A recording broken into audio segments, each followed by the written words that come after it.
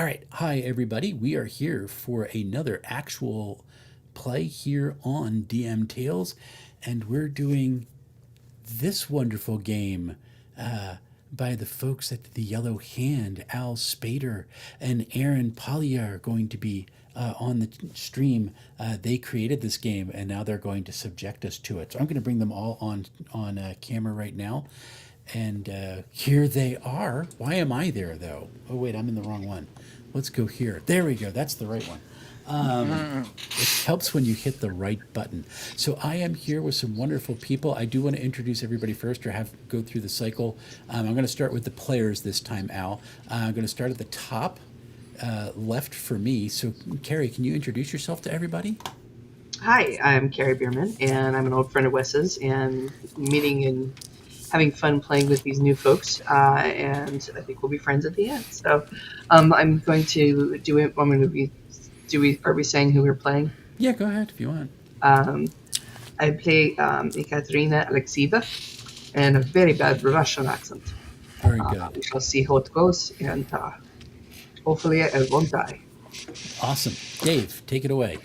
Hello, everyone. I am Grimwood Games from Grimwood Games on YouTube, Twitch, Grimwood.games website.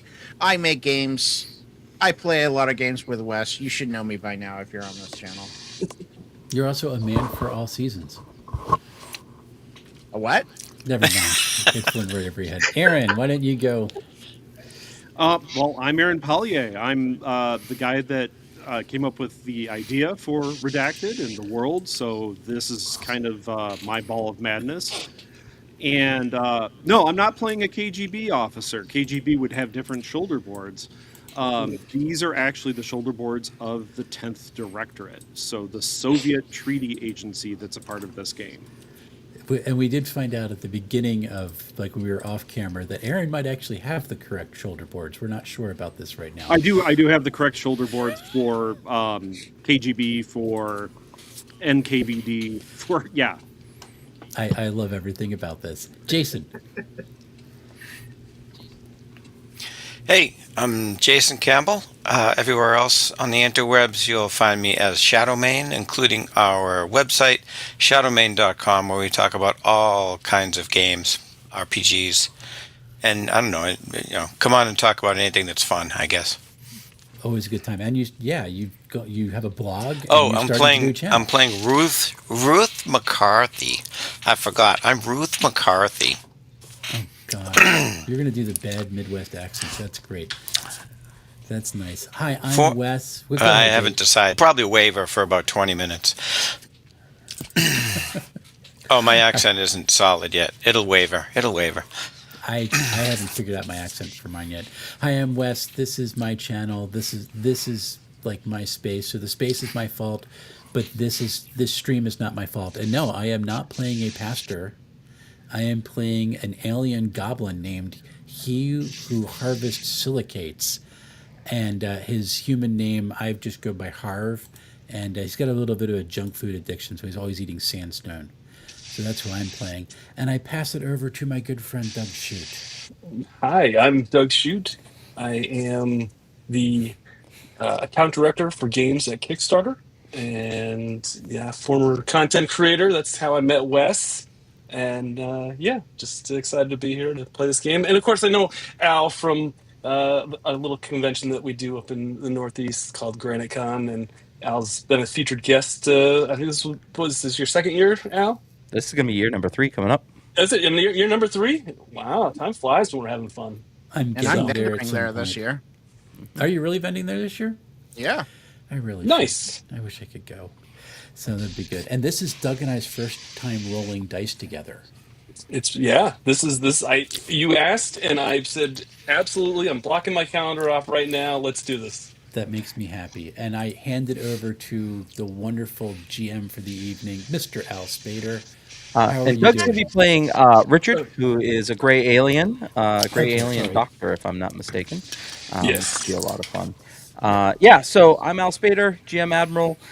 This game, Aaron came to me. He wanted to do a more kind of narrative system for his universe, and so this is the system we developed for Once Upon, but we kind of expanded it out just a little bit more to have more exciting interactions, I think, and action based sequences to fit, the theme here. So Aaron did all of the lore. He said, "Hey, do you think we can do this with the system?" And I would tweak it and make it work. And yeah, so it's called the Threshold system. It is a D12 pool system, and we will go over how everything works as roles start popping up, probably in the first scene. Awesome. All right. Let's So take it away. yeah, let's take it away. So, uh, the agents here are working for an organization known as Majestic. Majestic is a United States kind of secret task force that is designed to kind of make sure the public doesn't know that aliens exist. Essentially, this game, Redacted, is all about what if the Roswell crash was real, and we were able to reverse engineer saucers. Aaron, do you want to give a little bit more insight into that? Talk about the trilateral treaty real quick. So the U.S. was able to reverse engineer the technology from the Roswell crash and start building their own very rudimentary flying saucer that could move faster than light. But the other part of it was that there were survivors of the Roswell crash, and they were being taken care of by the United States. So when the U.S. launched its first saucer and it went faster than light, the reticulans, or the Greys that were looking for their lost saucer, went, "Oh, oops, we made a mistake." And they came down and contacted the United States and said, "Hey, are there survivors here? We need to talk to them." And then they figured out that if the U.S. had unbridled access to all this high technology, that it could destabilize the planet. So they immediately went to Joseph Stalin, who was in charge of the Soviet Union at that point, and said, "Hey, there needs to be a balance here. We're going to give you this technology too, to put you both on an even playing field, and then we're going to sign a treaty."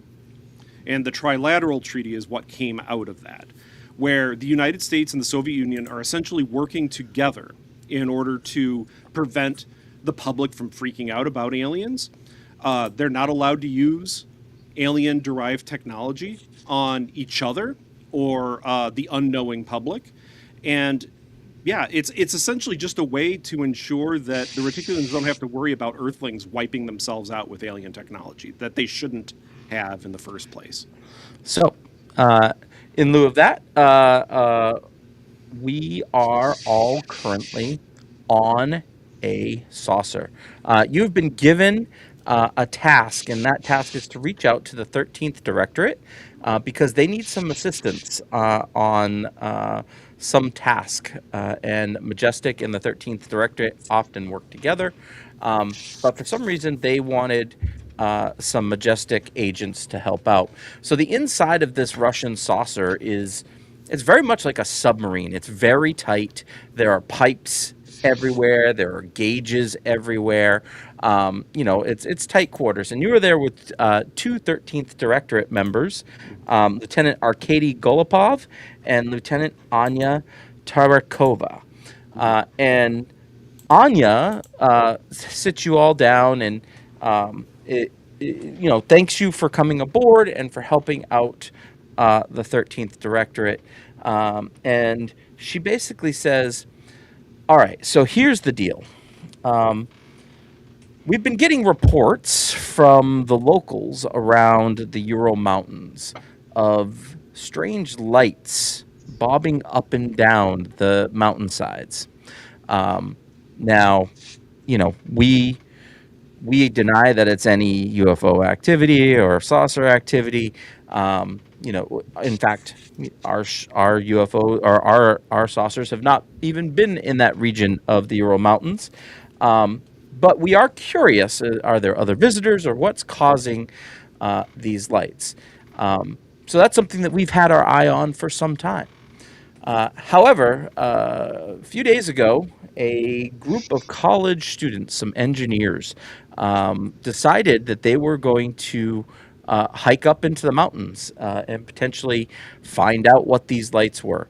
Well, those hikers have gone missing. And then Arkady Golubov walks in. Aaron, do you want to add anything? Sure. Yeah, I can inform you. Oh, Zdravstvuyte, Tovrich, which means hello, comrades. I can say that the person that we contacted in the group that went there was a former Red Army soldier that fought during the Great Patriotic War. He's older than most of the other hikers. And we approached him as though we were Red Army personnel, not 10th Directorate. And he agreed to take pictures and try to provide any kind of report that he could on his return. So him not coming back when we know that he has been an excellent survivalist since the Great Patriotic War, that's fairly concerning. We can also say that the region that they are in has had these lights for the past several weeks, as my colleague said. But there's also been a history of lights in this region going back centuries. And that's brought up further concerns. Reports of strange lights in the mountains anywhere on Earth is fairly normal. But in conjunction with increased sightings like this and these disappearances, well, we're concerned. So our plan is to bring you to the outskirts of Sverdlovsk and drop you off at the Ural Polytechnical Institute, which is where these students left from. We want you to gather some information there, see if there's anything that they left behind, any sign of what they were planning. And from there, follow their trail into the Ural Mountains and find out what happened. What? How? Sorry, just asking a question here. How far from the school to the mountains are we talking about? It'll be a several-day trip. Several days. I'm Yes. flying in a UFO. You want me to go? There's not many interesting rocks between there and the mountains, is all I'm saying. Actually, you're not going to fly a UFO into the Ural Mountains. We're going to Oh. drop you off, and then we're going to get out of there. We can't let anyone see that we were in this area. So we have arranged for you to have some gear, some winter gear, when you arrive.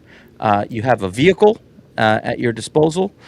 You will take that vehicle to Vizhay, which is a little logging village. And from there, they will provide you with another vehicle to get up into the mountains proper. Okay. What could possibly go wrong? So these vehicles are, say, let's just say, not UFOs. So they have wheels. Wheels is what we're talking about. Well, yeah. And I mean, wheels don't get you up the side of snow-covered mountains. We'll have something else for you there. We'll have it dropped off. Meats and crampons, that's what you're talking about. Well, I mean, it's always good to have, to be prepared for survival situations and things like that. But it is going to be bitterly cold, and we will have cold weather gear for you upon your arrival to Vizhay. Well, I appreciate that. Sounds like quite the vacation. And as soon as they say that, the door opens on the side of the saucer, and you are already there. Didn't even notice that you were landing, and you are on the outskirts of a town, I should say a city, really. And they said, we have arranged a meeting in the engineering department with one of the engineering leads there. They're expecting you. Are they American? No. You should assume that everyone you meet is a Soviet citizen. I just go, great, let's go. I just put on big old floppy hat and a duster because I got ears that go out to like here. Yeah, you're playing a Hopkinsville goblin, right? Yeah. Yeah. So if anyone watching doesn't know who the Hopkinsville Goblins are, you should look them up. They're a really great story. Before you leave, does anyone have any questions for the 13th Directorate? Yeah, why aren't we flying to the mountains? All right. Well, let We me. have a picnic. What do you think? So we're going to do our first roll of the game. Okay, Okay. sweet. So this is a difficulty 1 communicate test. Okay. So the way this works is everybody has attributes and competencies. Attributes are the number of dice you roll. Okay. Competencies affect the target number you need on a d12 to get a success. So this is going to be, let's say it's instinct plus communicate. Instinct plus communicate. My communicate is 0. So which makes complete So what sense that that he's means is complaining this way. what that means is an 11 will be a success, a 12 Yep. will be 2 successes. And If you then had any levels in it would communicate, drop the it threshold by would 1. lower Right? the threshold that you need to succeed. Yes. And so instinct is 4, so I'm rolling 4d12. Yes. Let's roll it. We'll see if I get any 11s. I do. Oh, you I got an get 11. That's one I success. get Nicely an done. 11. Yay. So, so Anya, Lieutenant Tarakova, pauses for a moment and says, "Well, we had a malfunctioning saucer that crashed in the area a little while back, and we don't need to draw any more attention from the local population. So from here on out, just presume the identity of a KGB agent, and try to blend in the best you possibly can." I'll try to fit in. Let me just say how proud I am of this team for making the brave choice to let our green little friend do the communication, rather than say someone with speaking fluent in 8 languages and fluent in communication. It's just a brave choice, and we should bask in that success. So one thing I will point out is if you roll more than one success in your pool, you generate something called an edit. Edits can be spent later on to get more dice, make things easier, or actually take control of a scene and add essentially advantages to a scene. So it is good to get that threshold down as low as you can. So you make your way from the saucer. There are 2 gentlemen in long black coats with fur-lined gloves and whatnot, and they offer you each a sack with some like cold winter gear, and they show you to a car. And they said, your meeting in the engineering department is in 30 minutes. Do we have a list of gear? What is our gear? Say that again. What is our gear? Oh, the gear that they provide you, ushankas, which are the fur hats with the long ear flaps that you can tie down. Yes, sir. I Yes, wish sir. I had one right here to show. I don't, unfortunately. And then padded jackets, if not for long coats, and the padded jackets are called telegraikas.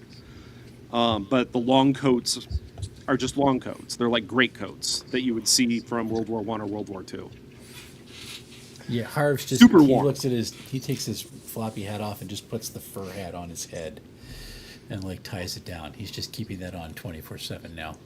I'll grab one for a little bit later. There you go. Yeah. So who's going to drive the car over to the college? I don't drive. Sorry. I Yeah, think he I did. disappeared. So drive would be operate. I don't drive. Well, I can do it. Try. Now we got Thomas is going to do it. So Thomas, if you could give me a difficulty 1 coordination plus operate test, So I have a rank in operation. What Yep. does that do?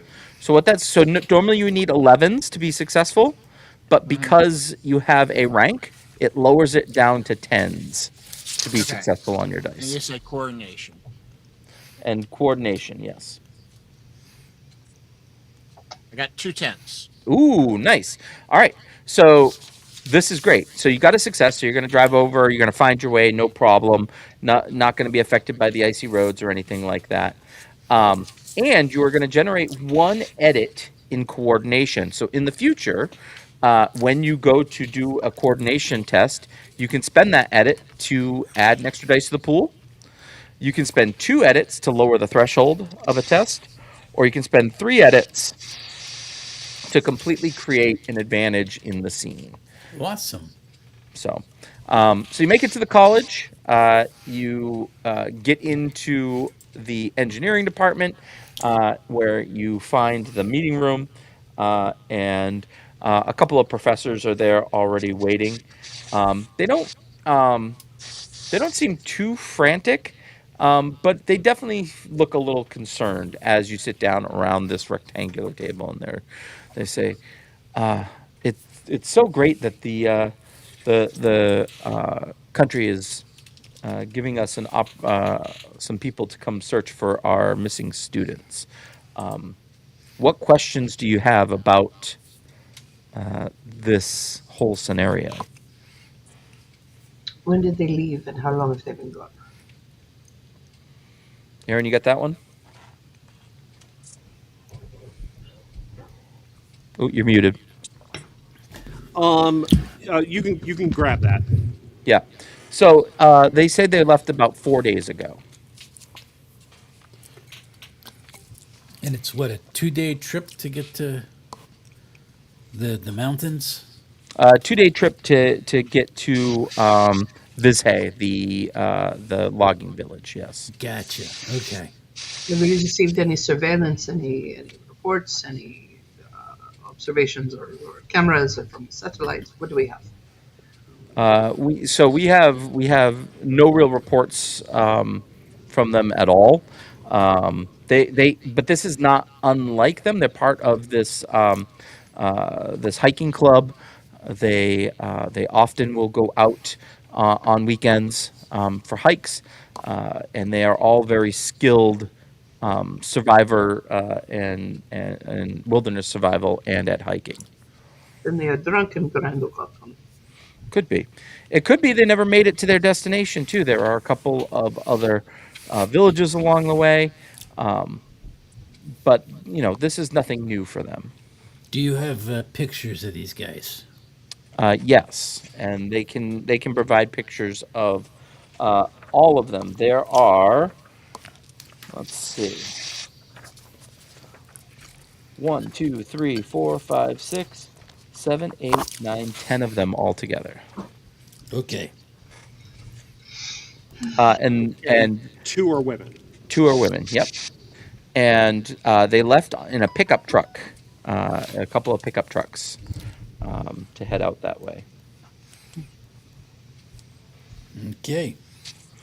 They do offer you free reign of their rooms, um, and if you want to go, like they can tell you where the hiking club and outdoors club meets, and so on. If you would like to investigate any further, Do they have labs? did they have maps? Labs. Sorry, I'll just drop the accent. Oh, It's not going to get into. labs. Yeah. Do they have labs that we could check? Some of their studies or things they've been focusing on in the Yeah. meantime. Okay. I'd like to check the labs, and I'd also like to check their rooms. Excellent. Anyone else want to go investigating anywhere? I'd like to check out their club where they meet. Okay, cool.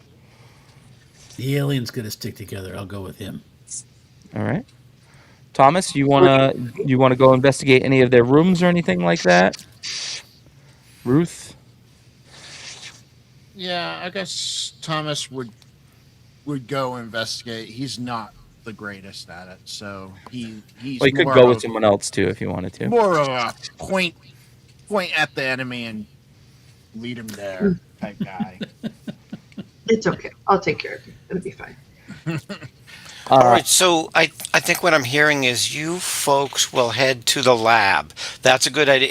And you folks, why don't you go investigate the roof? That's a great plan. I support it 100%. I'm going to get a little more involved in the culture. Is there perhaps a canteen, a cafeteria? Some folks where the local folks might just discuss their lives. oh yeah, there's a diner just Right. outside of the university that makes great food, and they have a small bar there. I'm just going to stay to myself and head over there and do what the young folks call mingle. Love it. All right, so let's start with the labs. So uh, most of these folks were in the engineering departments, different types of engineering. There was some nuclear engineering going on, and so on and so forth. Right away, like it just seems like rudimentary college studies. Like they're being told what to do. They're doing the experiments, things like that. If you, Ekaterina, if you would like to give me a learn test, I would say brains plus learn. Difficulty one, I might be able to give you just a little bit more information. Okay. So brains 4, learn is 1. So that's how So many? you would roll 4 dice, Okay. and you would normally be looking for 11s, but because you have one rank, that lowers it to a 10. All So right. I did any get dice one. that shows a 10 is considered success. A Okay. 10 or higher. I got an 11. All right, that's good. Um, so you don't really get much in the sense of their work, like being anything unique. But as you do start like investigating a couple of these folks, you do notice that um, many of them had like books that would, um, Stalin might question, a student having um, some free thinking type of ideas. Um, you I'm know, sure he had his reasons. yeah, yeah. And the lead of the group, Igor Dyatlov, was a young man who built shortwave radios and listened to Western music and programming from time to time. Do we see Oh. any code books, any things sketched on a scrap of paper that's lying around? Anything in the trash can that's obvious that would be coded or subversive or whatever? No, but you do see there are pictures of prior excursions that they had gone on together. Okay. Um, and there is a radio in the room that he built. Um, Is it portable? it is not portable. It's pretty good size. Well, I'm going to check out the radio. I'm going to turn it on and dial around a little bit, see what I can find. All right. Uh, let's go over to Ruth. Ruth's at the diner, and you're just kind of mingling. Are you actually Yes, trying sir. to talk to people? Are you just trying to listen in? How are you going about this?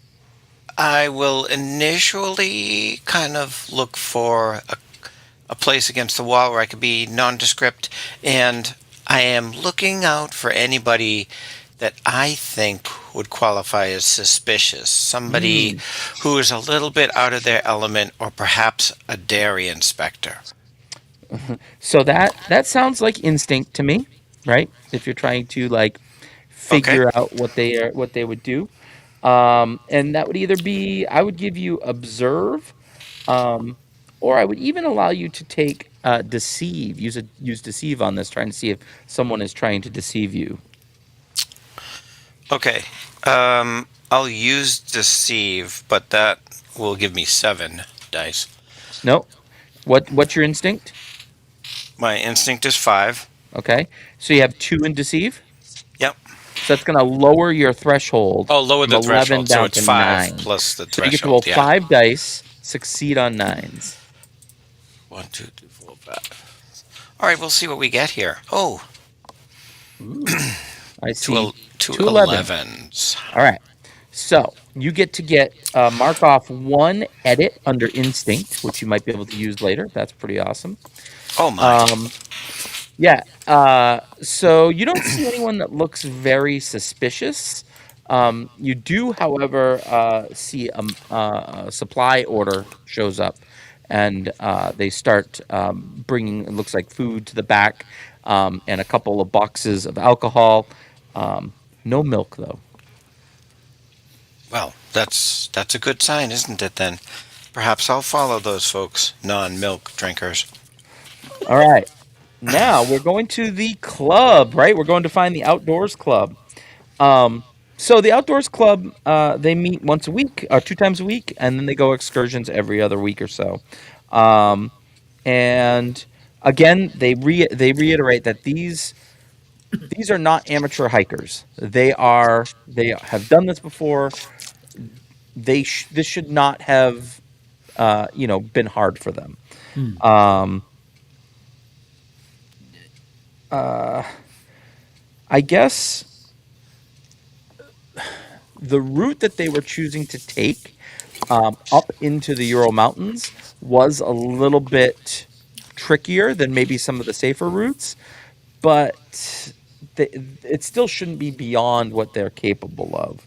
Gotcha. Okay. Um, yeah, Well, that the that's reason is that in the Soviet Union, a lot of clubs had different like levels that you were awarded official like status as being like an expert in, and hiking and like mountain climbing was one of those. And everybody there had long been trying to go for the top level of expertness in mountain climbing, this level 3 rating, which meant that they could like teach it or do other things. So they chose a more difficult route to truly prove that they were all worthy of it. Okay. yeah. There might be a tad more information here that you could potentially find if one of you wants to make a communicate task, difficulty 1. Let's do brain. Well, how would you try to convince them to say a little bit more about the scenario? I guess. What do you think? Doug, you haven't rolled dice yet. Why isn't Richard jumping on this Yeah. one? Okay. Um. Like, if you So want to there's say, are they keeping something from you? That would probably be instinct, right? yeah. Sure. Um, Let's do that. so what's your instinct for Richard? So my instinct is 4. Okay, and your communicate. Communicate is 1. So that means anything 10 or Yep, and you get higher to is roll a 4 dice. success. Awesome.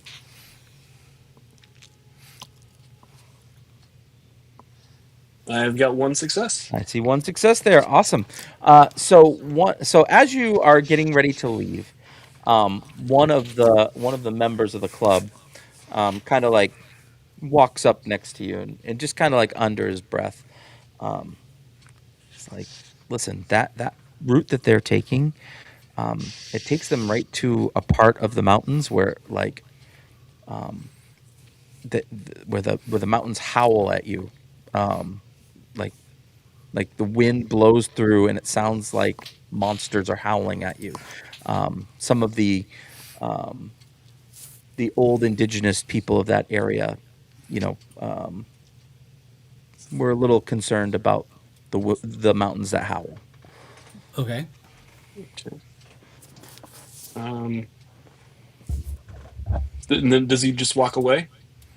And then, yeah, I mean, if you have a question to a follow up on that, he'll answer it. Otherwise, he'll go back to the rest of the club members. And so I have like these X-ray goggles that I'm always wearing. They're just over my eyes. And basically, I have an idea that like every once in a while they cover my eyes so I can see like extra see through everything. So as he's walking away, I'm going to like turn my X-ray goggles on and just check and see if he's got anything in his pockets that might be a clue or something that might be unusual. No, this is just a normal kid Mm. that likes to be outdoors. Are there any rocks in this room? In this room, no. Oh, in this room. So What about in the lab? I'm sure there's a geology lab somewhere. I just figured maybe the hikers brought back I some sneak in. souvenirs. I sneak into the geology lab and I pocket a few. So Very with that, sneakily. you do know the direction that they're going. They kind of give you a map of the trail that they were going to go, or at least you collected one from one of their rooms, and you've got a pretty good idea of where you're going. All right, what's the first step to get there? So there are several different towns that you are going to go through. Um, you know,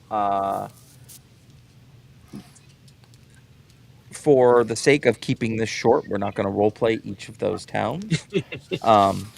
But we are going to get to an old gold mining village known as Evedell. Evedell, right, Aaron? Evedell, I believe.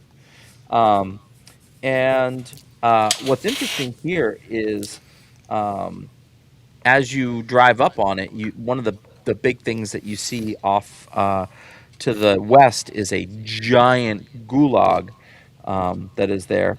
Um, it's just on the outskirts of the other side of the city, but it's huge. You can see it from pretty much everywhere. Um,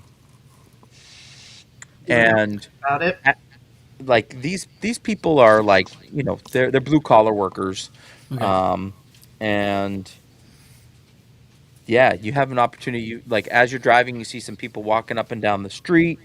If you need to flag anyone down, um, Oh yeah, of course we're gonna flag them down. I'm looking for. You know what? I'm looking for anyone who looks official. who looks official. Yeah. You'd probably want to get closer to go over to the gulag if you want anyone truly official. I don't see any like police walking the streets in the towns we're driving through. Not really on this in this area. I mean, Okay.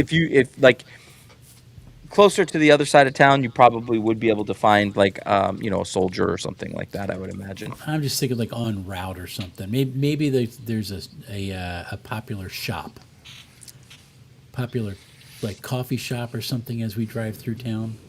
Sure, we'll say that there's a little coffee shop. Sure. It's Would love. taken you the better part of half a day to get here, anyways. Yeah. So I'm gonna pop off and go in there and we'll flash some photos around. You guys seen these guys at all? are you all going into the coffee shop together? I'll go in. I I will sneak too. in the back door, poke around in the kitchen and storerooms. I've got my fur hat like pulled down to like here. Um, I'll go in right with he, and I'll say, well, he really likes his caffeine, so I guess I better follow him. Make sure he doesn't overdose.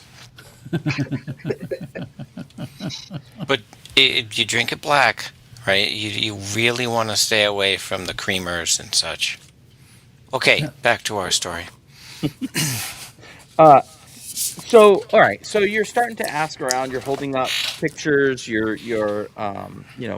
Nobody seems to really like pay any attention to you. Um, That's I know that rude. you were looking So rude. for someone official. Yeah. So we'll say that you find someone that maybe is a low ranking a military officer, Sure. They're always looking for people who are walking through town. um, and he says there was a group of college kids that came through, um, but that happens all the time. Um, I didn't see these people in particular, and then that's when you hear I did, Oh, and there's a little boy that sees you holding the picture there, okay. and he goes up and he kind of like flicks your nose a little bit, Uh huh. and he says, "I saw them. I saw them when they came through." Oh, how many days ago did they come through, little one? About 3 days ago, Yeah, they were going into the mountains. They said they were going to go climb the mountains, um, All right. and um, they got a truck. They got another truck here Oh, with better tires. you know where they got the truck? No, no, no. I think they traded with someone their truck for another truck. Oh. Uh, Do you know who they traded with? I do not. Mm. like I look at the official and be like, anybody One of the been girls, clearly? Yeah, another one of group the comes in. girls that Okay. was with them was very mean to one of the gentlemen that dropped off the truck or that traded the truck with them. She was yelling at him and scolding him about smoking. Well, I'd say she Well, has a point, but that's really inappropriate. Yes, we all must support each other. I Yeah. just look at the kid and I reach into my pocket and I pull out like a piece of granite that's about this big and just toss it to him. And be like, You're tipping him make with a pebble. make sure you brush your teeth after you eat that. And I just walk out of the shop. Thanks a lot. Oh, he's a kind boy, Mr. He. Thank you very much. How many times I gotta The tell you? boy thinks it's It's the greatest thing on Harv. the planet and runs out to show his friends over in the schoolyard. Um, Oh my. But it was high quality stuff. So one thing you do notice as you keep traveling through the village or through the city is that there is um, a lot of disused military equipment here that is broken down. Parts have been pulled off, and your as you start seeing that, your assumption is maybe they got some type of military truck to make it further into the snow on their Can I way. salvage? Can I salvage bits and pieces as I go? Sure. Sure. You I'm want like, you want stuff that works or literally anything. oh, things that work or things that could be made to work. Like, All right. So I will give you. Let's see. Um, I will give you brains plus build to find stuff that actually works. okay. So brains is 4 and build is 1. So So that lowers it to. tens. I got 2 successes. Look at that. So you get a brains edit, and you Woo! find some supplies. I will let you know what those supplies will be helpful for later on, Thank you. but they might come into play. Uh, as you notice that like as you're traveling north, right, and so like or northwest, so it is getting colder, it is getting snowier, the roads are not treated as well, and so on, and the car that you have is just not functioning well. So Okay.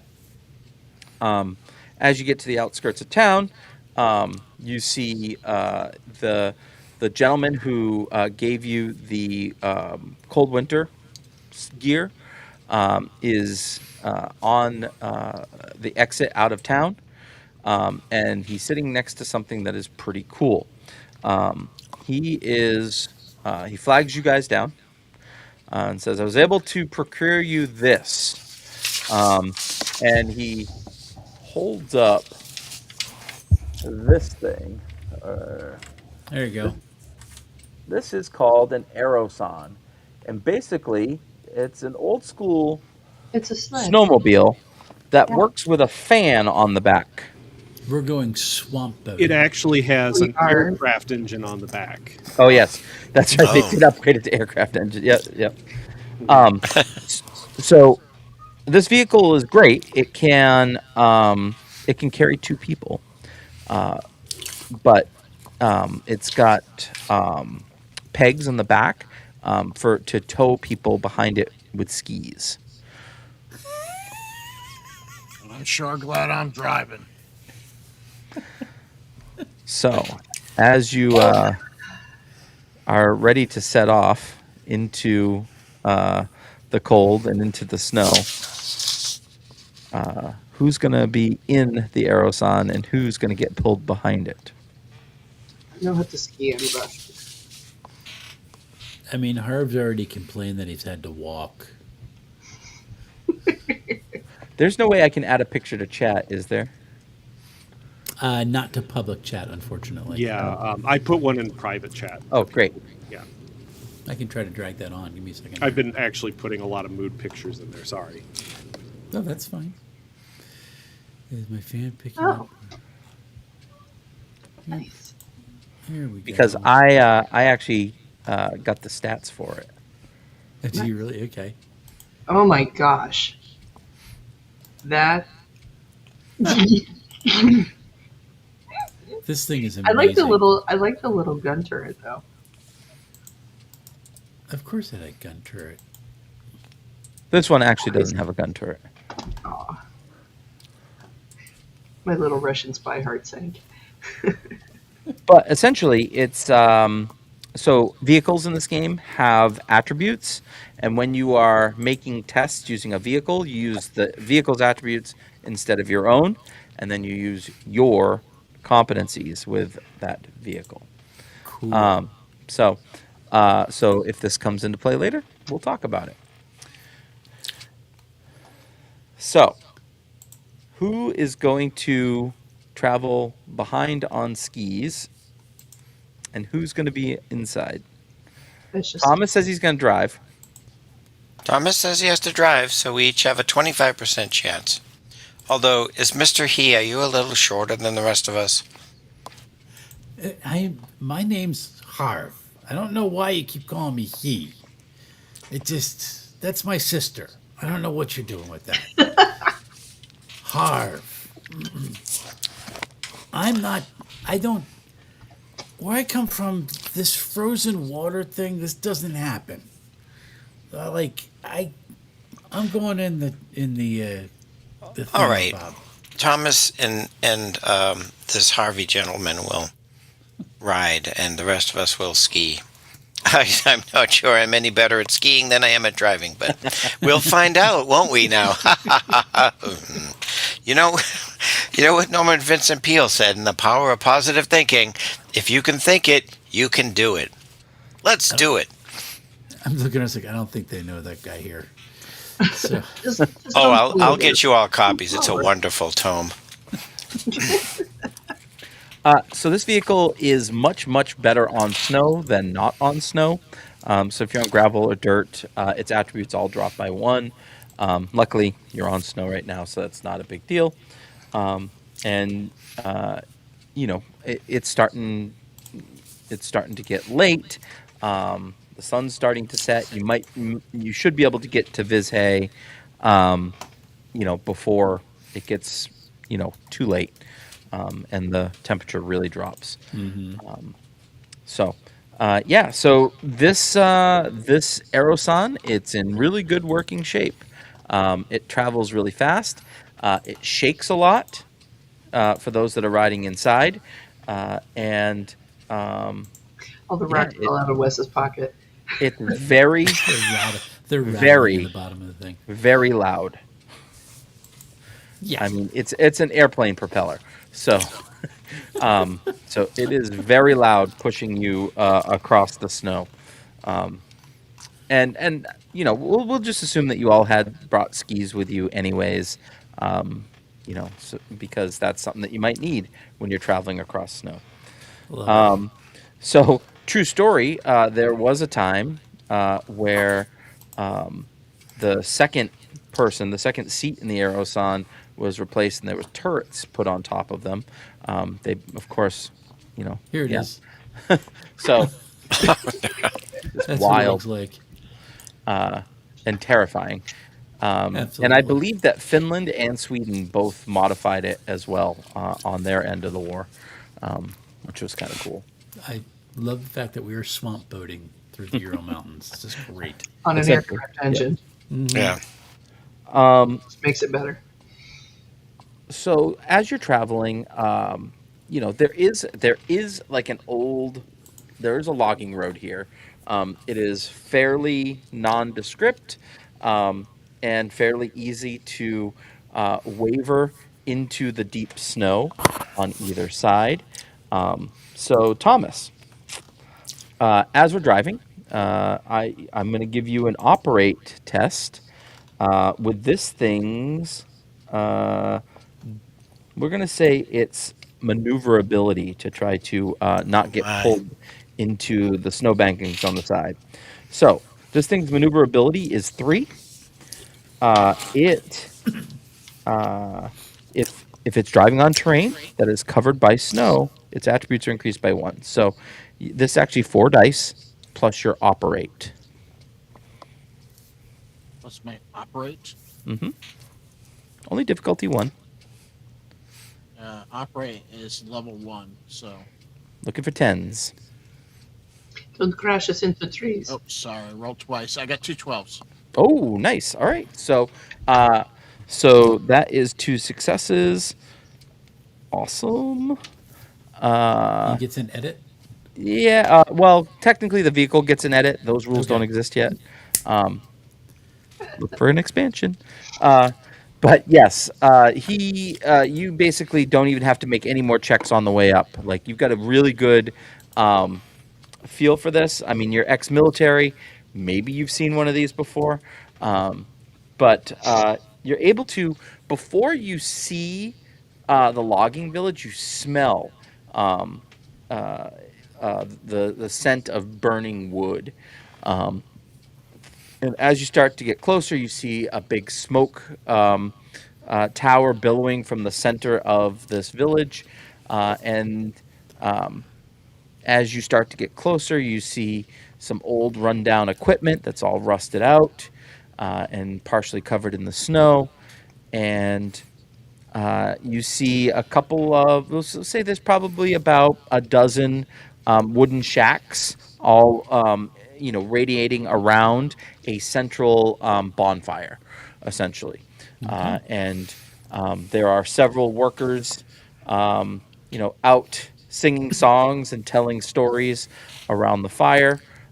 There does sound like one of the buildings does sound like there's some laughter coming from inside. Yeah. Do you want to bring the arrow sledge, Aeroson, all the way up?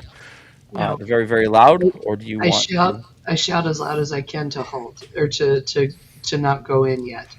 Okay. And and then hopefully when we stop, I sort of dig around in my bag, and I bring out some other like some wraps and a babushka and all that. Yeah.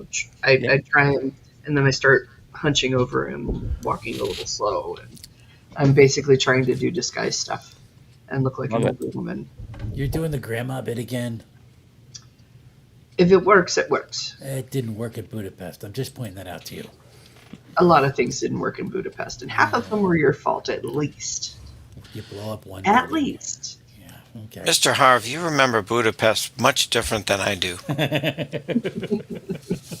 What is your plan going in? Basically, to kind of be as innocent looking and like everybody, nobody ever suspects the butterfly kind of thing. I just want to listen in, sneak around, see what the deal with the town is, listen for gossip, that kind of stuff. Are you going to scout first, or is everyone going to sneak in, or are we doing different plans of attack here? I am happy to scout first. Yeah, I don't get involved when the granny comes out.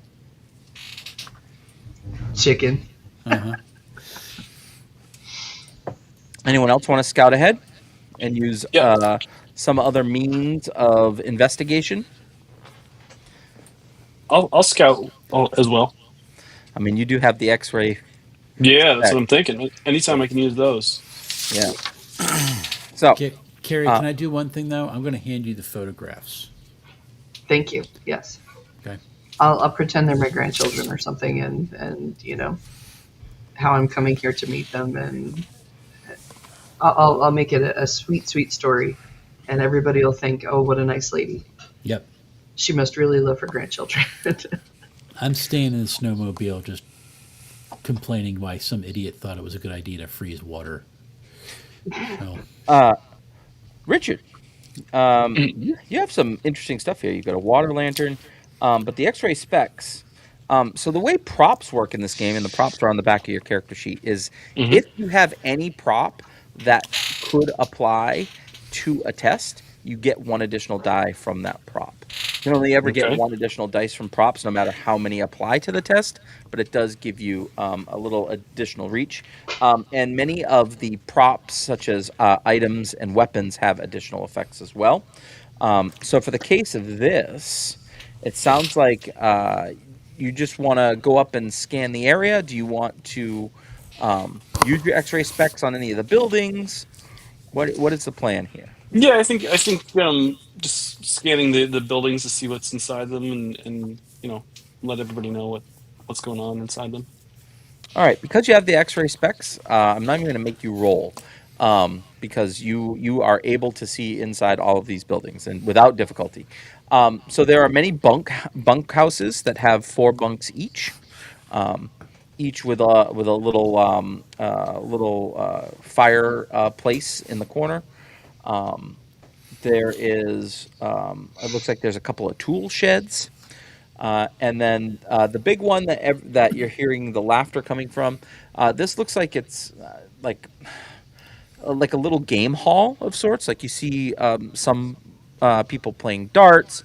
You see that there is like a bar there, but there's like one stool at it.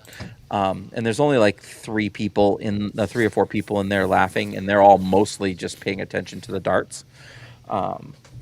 And yeah, so that's what you see in the big room. Okay. Carrie, your initial scout shows that there are 4 people also around the fire pit. They are singing songs, and they're eating something from a bowl. Okay. Am I line of sight to my crew? I mean, it's nighttime, so Okay, probably really. not. Okay. All right. I sidle up to the fire and I do the, warming my hands thing and hum along to the tune. I probably know it because I was, a little girl. I am Russian and everything, so growing up. And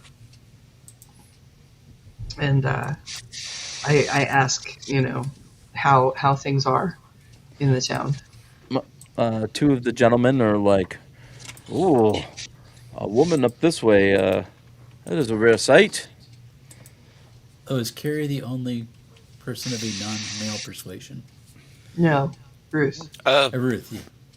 Pardon me, Mr. H? Sorry. I gotta put your name on your thing. Like, Yeah. check my hair. Yes. Yeah, So, things here have been, as they are. It's hard work, but it is work. as it should be. I'm traveling to visit to see my grandchildren, and I'm supposed to meet them near here. Have you seen any of them? I have pictures. Not often people come out this far. But they're adventurous, very brave. Oh yes, adventurers. We had some adventurers come through here a couple days ago. Did you see them, or you just hear of them? I was not here in the village at the time. I was, out chopping down some trees. Your friends, Tilrish? And Anyone? Miguel, and he like waves to somebody that's sitting on the other log, and he comes over. The adventurers that came through, some this lady's grandkids apparently, and he's like, I "Oh pulled out a yes, couple yes, of yes, pictures. they were very brave, saying they were going up into the mountains there." Oh, I thought they would wait in town for me. I don't know if I can go up into those mountains. They insisted to. They seem formidable. Indeed, they are, and if you don't mind me saying, I believe that they might be cursed. Cursed? With what? I see the lights. I hear the howls. Lights and howls. That sounds very dark. Yeah, well, I tried to tell them not to go up, but alas, they were brave. Alas, though, I still have hope for my grandchildren. This is ridiculous. How do you know it was dangerous? Maybe it was just lights. It's Maybe just it was when you're reflection out of a pond or when you're out this far and when you're this cold, we tell stories, and sometimes the stories feel a little bit more real. do you have anyone who's borne witness to these things? I mean, not up close. Hmm. Well, where did my grandchildren talk to anyone else in town? They stayed here the night. They left in the morning. They said they planned to make a base camp at the bottom of the pass, and then another camp once they made it to the pass. Well, I thank you for the information. I thank you for the companionship, and I hope that no curse may ever befall you. Yes, yes. Now sing. Let's sing. Da! They sing horribly in a weird alto. What do they Uh, sing? Come on, give me the song, man. Richard, what's your plan here? I'm just gonna go back to the others and tell them what I saw. And what do you guys feel? Like, You guys want to hang out there? Or do you want to try to catch a room here, stay the night? yeah, I definitely. Is it getting dark? Oh, it is dark. Yeah, it is Oh dark. yeah, no, we're going for. We're going for space. Like I'm not. No, car's not doing the cold. yeah, and I gotta change out of my old lady get up if we're tackling the mountain. If they see an old lady go up a mountain, they're gonna be like, no. They try and stop us. Yeah, they will absolutely allow you to bunk. I mean, not all the little cabins are being used. Some of them are cold, but they will offer you wood for the fire. Um, yes. Very nice. Do you want to just go to bed, or is there anything you want to do before bed? Do we need any other supplies or? I think we like. What's our ration situation and our fuel situation for Yeah. heat? Well, I mean, so the cabins are heated up by wood. I mean, Uh, when we're camping, because we're going up the mountains, do we right. have rations and fuel for I mean, camping? yeah, we can assume that you're smart enough, you know, If trained you go into individuals. the Russian wilderness and you do not have a hatchet, you are an idiot and you will die. Listen, I got my spade. I'm looking for rocks because I'm really, Well, really hungry. you do know that there are two tool sheds here, as Richard has told you. Okay. And there's also a kind of like a little pub where they're playing games, um, and like throwing darts. There's probably a table with some cards and some checkers out on them. Actually, what did they play checkers, Aaron, back in those days? Chess. Chess, yeah. Yeah. I mean, they'd be playing a lot of Russia. chess and cards. Yeah. Oh, cool. I mean, we could play some chess. That would be fun. Um, I'm kind of more interested. Like, can we hire a guide to help us get up the mountain? Because we're not experienced hikers. You're Uh, not. I mean, that's something you can certainly try to ask. I would love to head out and just kind of see if we can find a guide. I'm probably not the best person to ask about this because I just insult everybody, but I'm certainly willing to give it the old college try. So Well, are you all going to the little game hall? Is that where we'd have to go to Yeah. find a Yeah. guide, or is that more? Probably. I it's kind of mean, like the socialization spot. Yeah. So yeah, I mean, guide is like, these people are all, Yeah, it's foresters. So, somebody. Yeah. Yeah. Okay. Yeah, I will do that. Right before we go in though into the little like gaming and club area, I like whip off all the scarves and everything, and I do like that, Rita Hayworth moment that she tosses her hair back and The looks slow fantastic. And motion. The wind suddenly I look comes. very. That's right. Suddenly I look very young, and I look like the picture that's on the character sheet, and just like I sort of step my shoulders and do the Maryland walk, and I'm ready to get more information in a different way.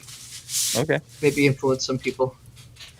So interestingly, what Richard's X-ray goggles did not pick up as you all enter is how ornate the inside of this actual building is. As you look up along the ceiling in the wood is a large like carving that it looks like someone has been chiseling at for many, many years. And it goes all the way around the outside of the little game hall and the little pub area. And it's very well decorated in here, unlike the shacks that they have given you to kind of to stay in for the night.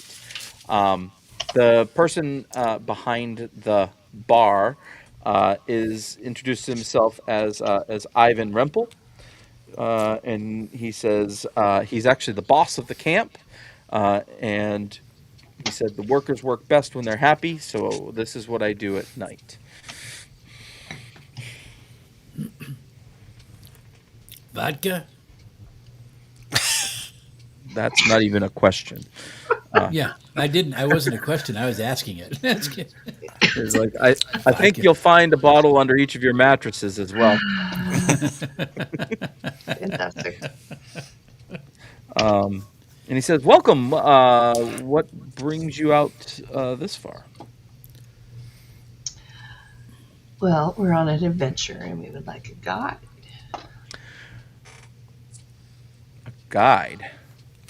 Sure, up in the mountains. We want to see the beauty. No, you're not going to find any guides here, unfortunately.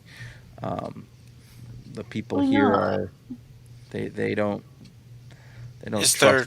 those mountains. We're obviously quite experienced hikers ourselves, but we don't know much about these environs and that. Is there no one here who knows the mountains better than us? I don't know that anyone here has ever been into those mountains. The stories scare them away.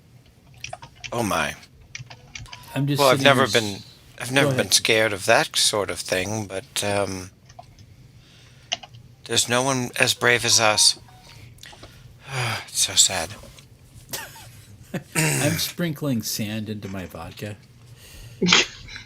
And just kind of looking at it, it's like, and just looking at it, going, all right.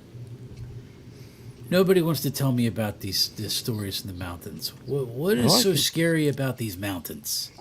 It's like They say some they're believe that cursed. they are the Mansi. Aaron, is that how we pronounce it? Mansi. Mansi. Mansi, the indigenous folks of this region.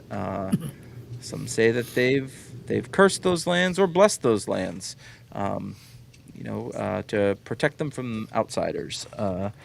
You know, others believe that the Mansi have always wanted to help Russians in need, but stories become bigger stories, especially with a bottle of vodka. So What are the most of the people Mansi? around here do not want to go in that region. They fear the Baba Yaga and other things like that. Ugh, Everybody fears ugh, the Baba yeah. Yaga. So the Mansi are indigenous people to the Ural Mountains of this region.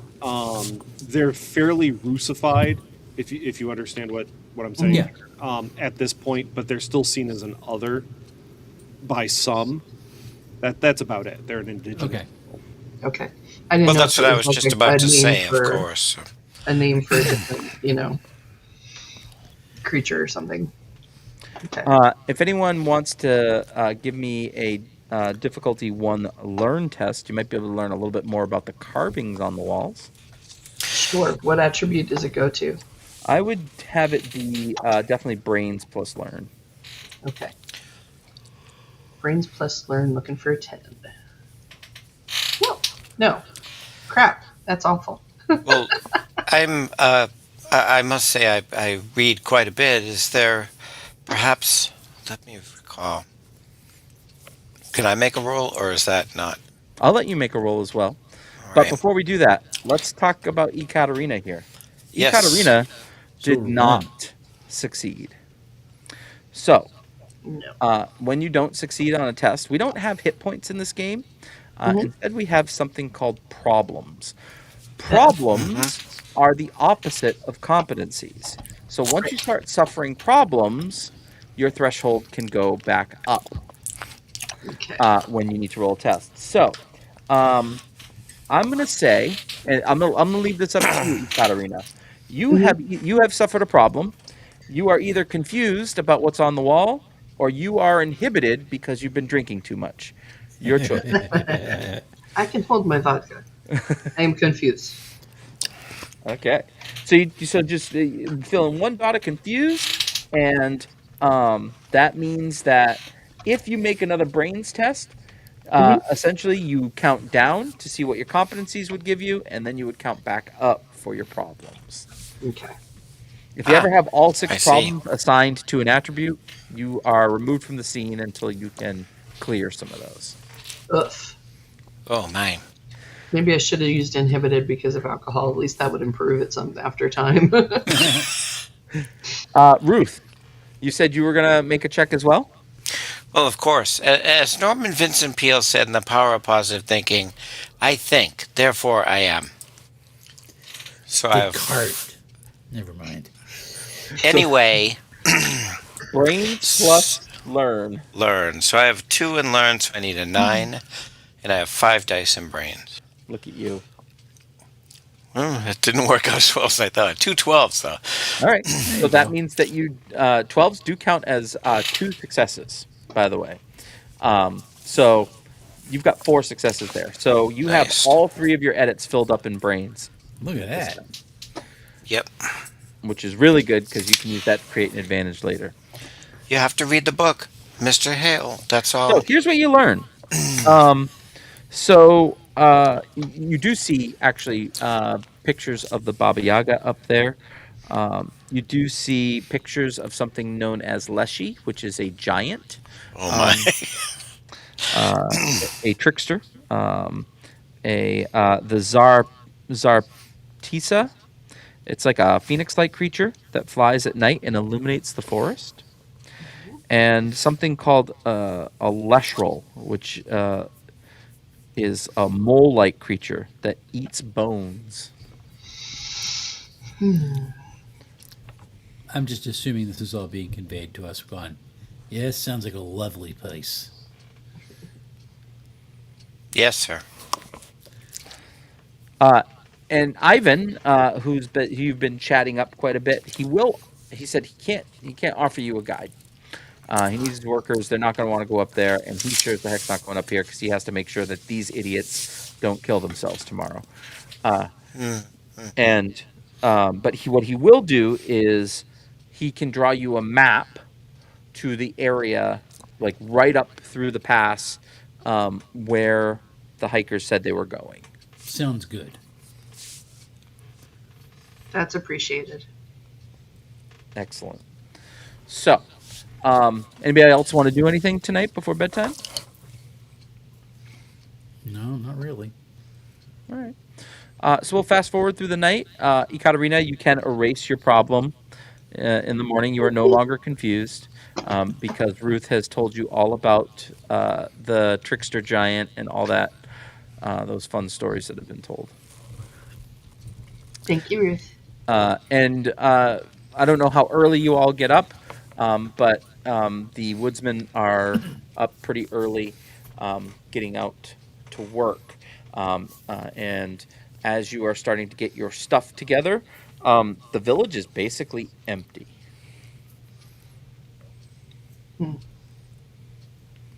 I scavenge for more parts.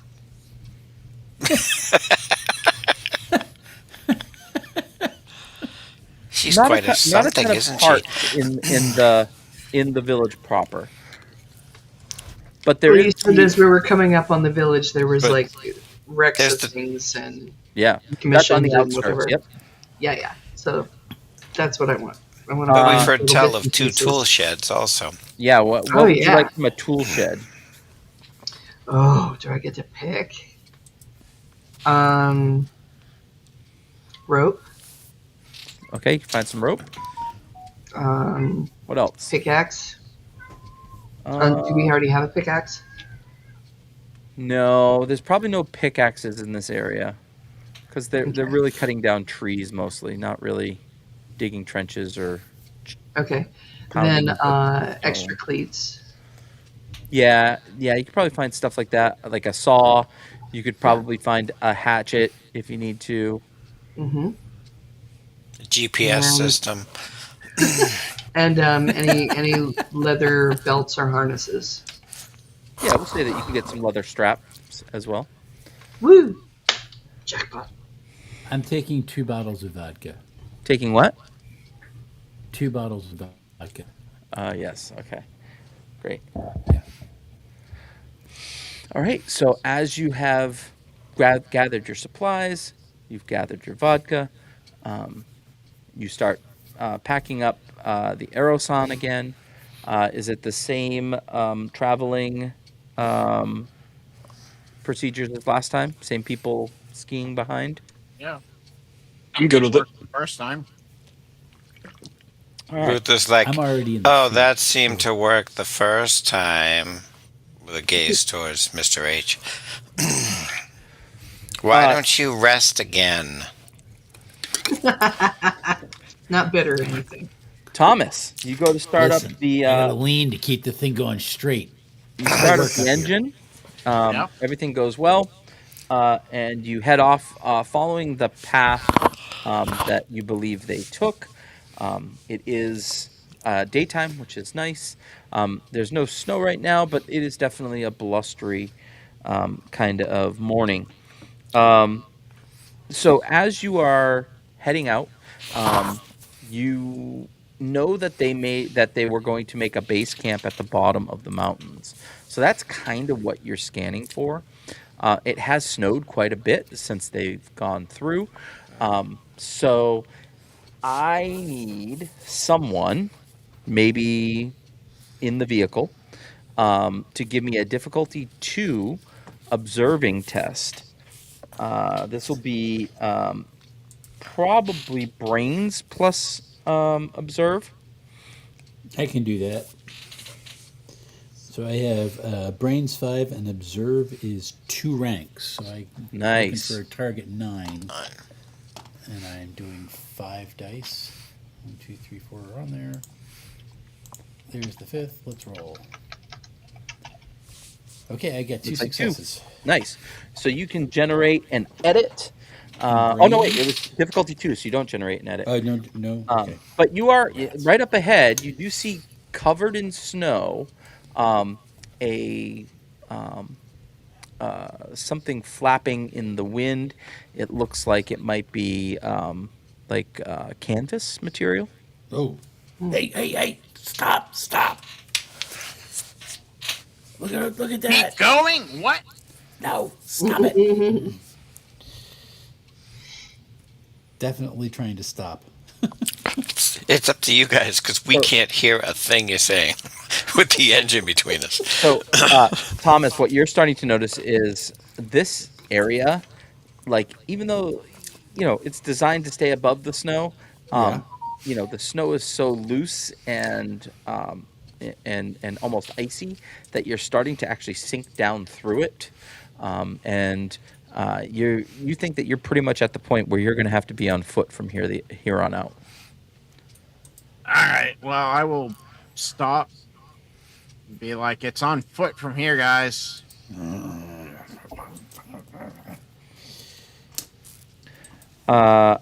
You want to check out this camp that you found?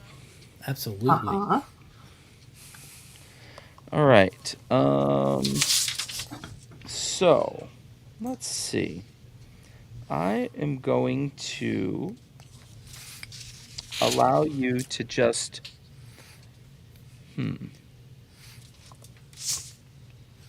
I guess observe or sneak tests could give me some information. I will make a sneak test. All right.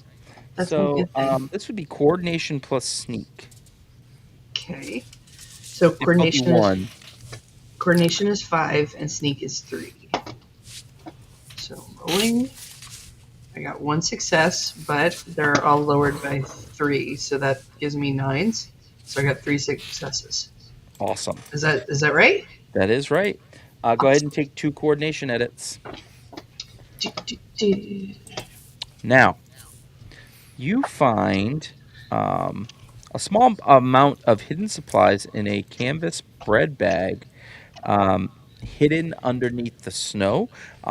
In fact, as you are pushing the snow aside, you can see that there are remnants of an actual tent here that looks like it's collapsed in the snow, and everything has kind of been covered up. Are there signs of an avalanche? Nope, nope. There's Okay. just Just snowfall. it's snowfall. Yeah. So there's definitely some bread, a tiny jar of jam. There's some spare canvas here. And it looked like, so like, I guess as you're starting to like find all this stuff like in the tent, it definitely seemed like their plan was to come back here Mm-hmm. Okay. at some point and use it as a camp. So it was deliberately buried. It wasn't, an oops or an attack. Right. So like this stuff was all inside the tent. The tent collapsed down on top of it because of the wind and the snow of the last Okay. couple nights. But they definitely, like, they didn't collapse it themselves, and they were planning on coming back here. I take the jam. All right. I grew up a poor little Russian girl. How could I don't get jam very often growing up, so Makes I sense. deserve it. So getting up into the mountains is going to be challenging. Like carrying stuff is going to be challenging. Skis might help a little bit, but might not. They might become more and more challenging the further you go. You don't really have, like, you have a lot of supplies, but you're gonna have to lug them with you and bring them up there, or you could potentially leave them here if you needed to. But what do you want to do with all of your supplies you've been collecting? Oh. We could make a litter and drag it as we skied. We're going to Just- full. just- We're going to be going uphill, though. Until we, as long as we're skiing, that means we're going to have the capability to at least have some forward momentum once we start climbing more vertically. Then we won't be able to use skis anyway. So that would be crampons. I don't know. What do you guys think? Should we add to the stash? What are the supplies we're talking about? The stuff Well- that you grabbed from the... Because, I mean, I don't have that much as far as props, and then we've got rations, which I want to bring with us. Well, Aside I from heard, that, I heard hatchets, I heard leather, I heard yeah. rope, I heard Extra crampons, extra fuel, crampons. like at least I'm keeping the hatchet and as much of the rope as I can manage. Yeah. I mean, if we could each put a hatchet on our belt, but maybe the other stuff, maybe one of us carries fuel and one of us carries rope, and just to lighten, so we're not all overburdened. Harv will volunteer to carry some fuel. Okay, good, because Katya is just a delicate little Russian girl with hollow bones, and I don't know. All right. So, if I hear this correctly, you're going to try to spread the load out so everyone has a slightly bigger load, Sure. and then you're Yeah, going I'll to head take up some rope. on skis. That Got sounds about right. Okay. Well, I awesome. think when we're going to get to a point where the skis aren't helping, and at that point we're just going to have to abandon them, right? I mean, we can leave them vertically in the snow, so we don't lose them, but still. I don't think we have any options there, right? We want to use them as long as we can. Well, it's carry them or leave them. Yeah. So, but the good thing about the fuel and the food is the farther we go, the lighter it'll be. Yeah. So we can probably redistribute again. There you go. Excellent. So it is wearing, getting up into the mountainside itself, because the snow is pretty deep here. Once you get to the mountain, you figure it's like 15 miles essentially to get to start climbing up the mountain. So it's a good chunk of the day, get you to afternoon time, and that's about when you need to probably transfer from skis to crampons. Um, and as you do that, there's no problems whatsoever. You don't see like because of all the snow, you don't see any footprints or anything like that. Um, It is still vastly wooded in this area. At the base of the mountain, you know that as you look at the map, that this region that they were going to was above the wood line. So it's a decent hike to get up there. And as you start climbing up, um, it's exhausting. So, if I could please just get everyone, let's do a brawn plus survive test for each of you. Difficulty 1. Do you want to call us out to roll? Yes. So prep your rolls, and I'm gonna have Doug roll first. Which attribute? What are we doing? I'm Oh, sorry. I'm sorry. It's brawn Okay. plus survive. How do you clear dice in the? Just We'll click click on on it them. again. Click on them. Oh, there we go. Okay. Interesting. So Doug, how'd you do? No good. I failed three reload. So you're Three either misses. gonna suffer an injured or weakened problem. I'll take a a weekend problem, or just a weekend. You know, I'm gonna give you a weakened problem. Yeah, I think everyone will suffer weakened problems here because you're carrying the extra load. That makes sense. Exactly. All right, Harv. I have one success. One success. All right, so you are good for now. Okay. Ruth. I need tens. And I got one success. All right, good. You are not suffering a problem. Thomas More, this is what you were built for. Kinda. I have 3 successes. 3 successes. All right. So you get 2 edits under brawn. And remember, you can spend 1 edit to add an extra dice to a pool, spend 2 edits to reduce the threshold by 1, or spend 3 edits to create a trait for everyone. Ekaterina. Okay. Oh, okay. 11 and 12. Wow, so you get 3 successes as well. So you can get 2 brawn edits. Nicely done. So that gets you up the side of the mountain.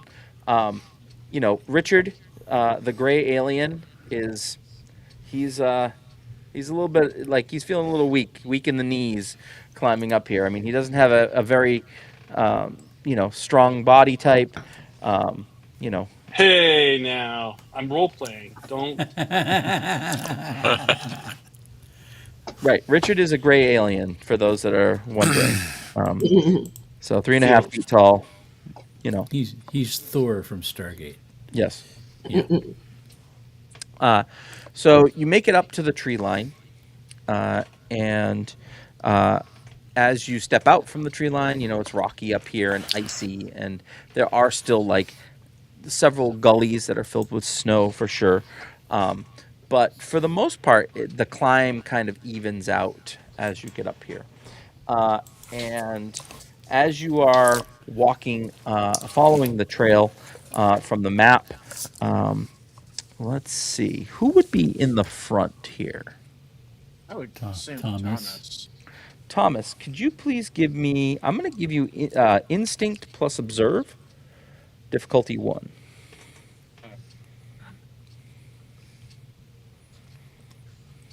10 or higher. I got 2 successes. Nice.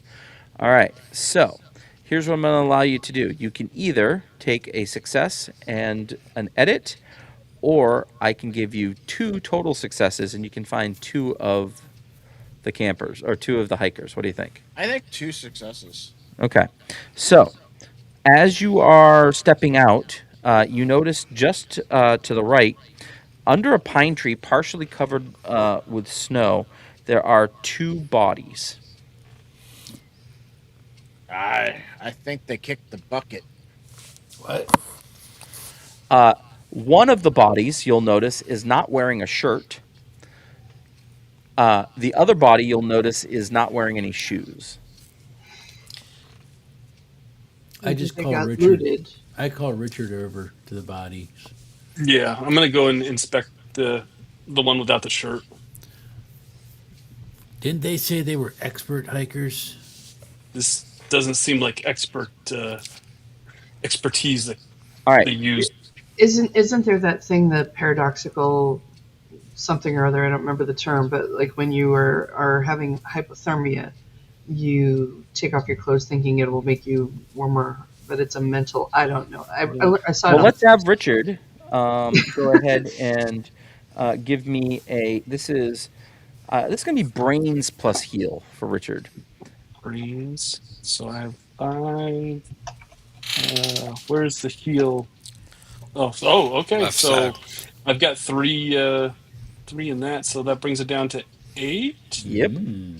Nice. And I'm rolling 5. yeah, paradoxical hypothermia due to nerve failure when you're freezing to death.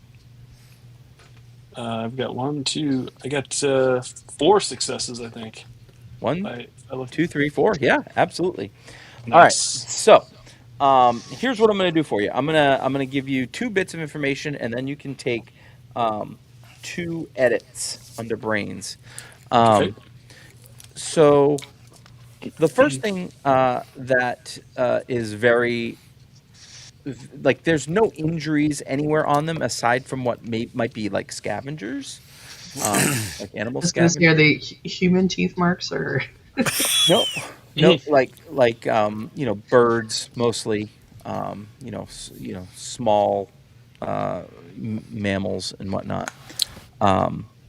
But yeah, you actually think that there is a possibility here that they either took their shirt off because they were thinking they were hot, or yeah, that's probably the most likely scenario here. Like hot, like they thought they were good looking, or that's why they took the shirt off. A little of both. A little of both. Oh, I'm Yeah. okay, a think little bit of I'm both. All right, I thinking just want to make both. sure. Yeah.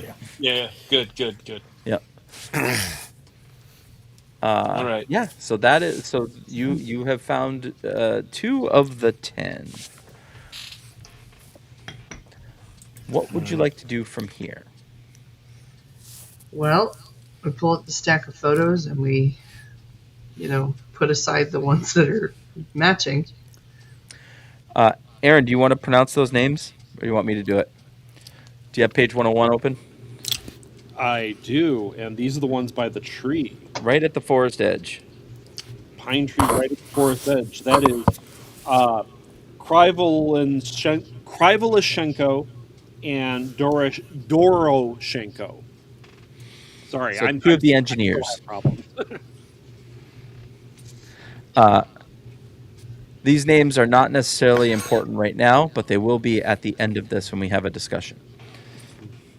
So Shenko is like Smith back home. It's like everybody's named Shenko here. Yuri Doroshenko. It's Yuri Doroshenko and Yuri Krivolashenko. Yeah, they're both Yuris. so Yuri is like Tom. Everybody's named Yuri here. are you going to keep going, or do you want to go back to the base camp area at the bottom of the mountain? I mean, is there any sign of like where they came from or how they got here? Yeah. Is there any chance of tracks or just like 6 feet of snow so we don't No, it's can't? mostly snowed over. Yeah. Do we have a Yeah, I mean, forecast? you still have a map. Like this is not where they were Okay. going. This seems to be Okay. like Okay. on the way to where they were going. How far away do you think we are? And It's not that far from where Okay. they should be going. yeah, Yeah, so you're gonna keep walking Yeah. because I mean, when you do, you find three more Sure. bodies. Okay. Uh, Yuri, and Yuri. all in the same fashion here, where maybe one of them doesn't have a shirt on. Um, one of them looks like they're wearing a shirt like that's way too big for them. Um, and yeah, and definitely no footwear, which is interesting. And these seem like they're right on the main trail, or at least just off it. And these they are don't have not any expert injuries hikers. on their feet and things like that. They just their feet look normal. Feet look normal, aside from the scavengers that might be picking at them or whatever. Are they frozen bodies? Are they? Do they They have are any frozen. Yeah, temperature? yeah. Okay. They've fully frozen. Let's identify them up. Somebody put that bow on them or something so we can find them on the way back down. There's quite a lot of disrobing here. I think these are like bohemians. I'm telling So you, this is paradoxical hypothermia uh, or aliens. Kolmogorova Slobodin, but then the big one that you recognize right away is Dyatlov. Dyatlov was the person who made the radio back at the college. Okay. He's also the lead of the group. He's also the lead of the group. Yep. I thought Marconi made the right radio. Oh, never mind. I think I'm Uh, getting hypothermia. Ruth's splaining. It's great. Yes, Ruth. As Ruth's starting to get hypothermia. Yes. Ruth, go ahead and give me a difficulty 2, observe plus instinct, please. Okay, so I am looking for 9s, but I have 5 as of now, anyway. Mm, Oops. Holy I moly. got 3 there you successes. go. 1, 2. No, the 12's kind No, of 5 5 successes. successes. So let's give you. You can find 4 more bodies. But what's interesting about these bodies Well, thank you. um, they're like further away and down in a ravine, Oh, and it looks like I don't know, like they're laying in a position where maybe they fell down into the ravine. are they also We're disrobed like the other beatniks? Maybe one of them is. we're up to 9 bodies now out of the 10. Yeah. One So more to go. what you do see, what you're starting to piece together is like 6 of these people are definitely closer to the forest, and then 4 of them, or 4 of them are down in a ravine essentially, or 5 of them are closer to the forest, and 4 of them down in a ravine. And as you point down at those 4 bodies, Ruth, everybody else except you sees a couple of big tents that are set up in this cut through the mountains. And no recent records of seismic activity. None. I say we go check out the camp, figure out what the heck is going on. So Yeah. Ruth sees the bodies and is staring down there, and everyone else is just looking at the tent. There's probably a couple of tents there. I'd say we take turns. We go check one and then check the others. We've got the rope. We've got the crampons. We can get down there if we need to. But maybe if- what we find in the tents will tell us what happened. If I didn't already, I would exclaim, "Oh my, look at this. Look at this, a complete waste of beatniks." But I probably am not going to see them if they want to just take off and go to the camps. So the big thing about the camp as you get closer to it is one side of the tent has a huge slash, a huge diagonal slash in it. Blood? Whoa. Do we Interesting. see Like the canvas itself has been sliced. do we see blood or fluids or Nope. body parts or finger? Can I? Is there any way to look at the slash to see if I can determine which direction it was cut, from outside Yes. or from the inside? Yes. Let's go with an instinct Yeah.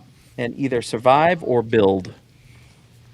Well, same for both. So I need to roll a 9, and I have 4 dice.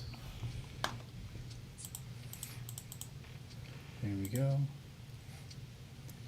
And I got 3 successes. Boy, you're rolling 12s like mad tonight. Yeah. Yeah. Awesome. So do I get any Very edits on unlike that? you, Wes. I know, it's very strange. so here's what you figure out. Do I get any edits, Al? off that? Yes, you will get 2 edits. Okay.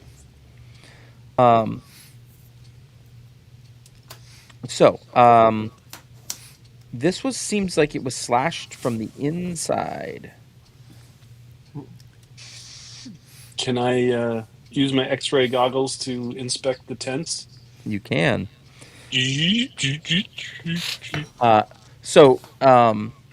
Yeah. So if you're scanning the inside of the tents, you notice that like everyone's boots are still in the tents, lined up next to the front.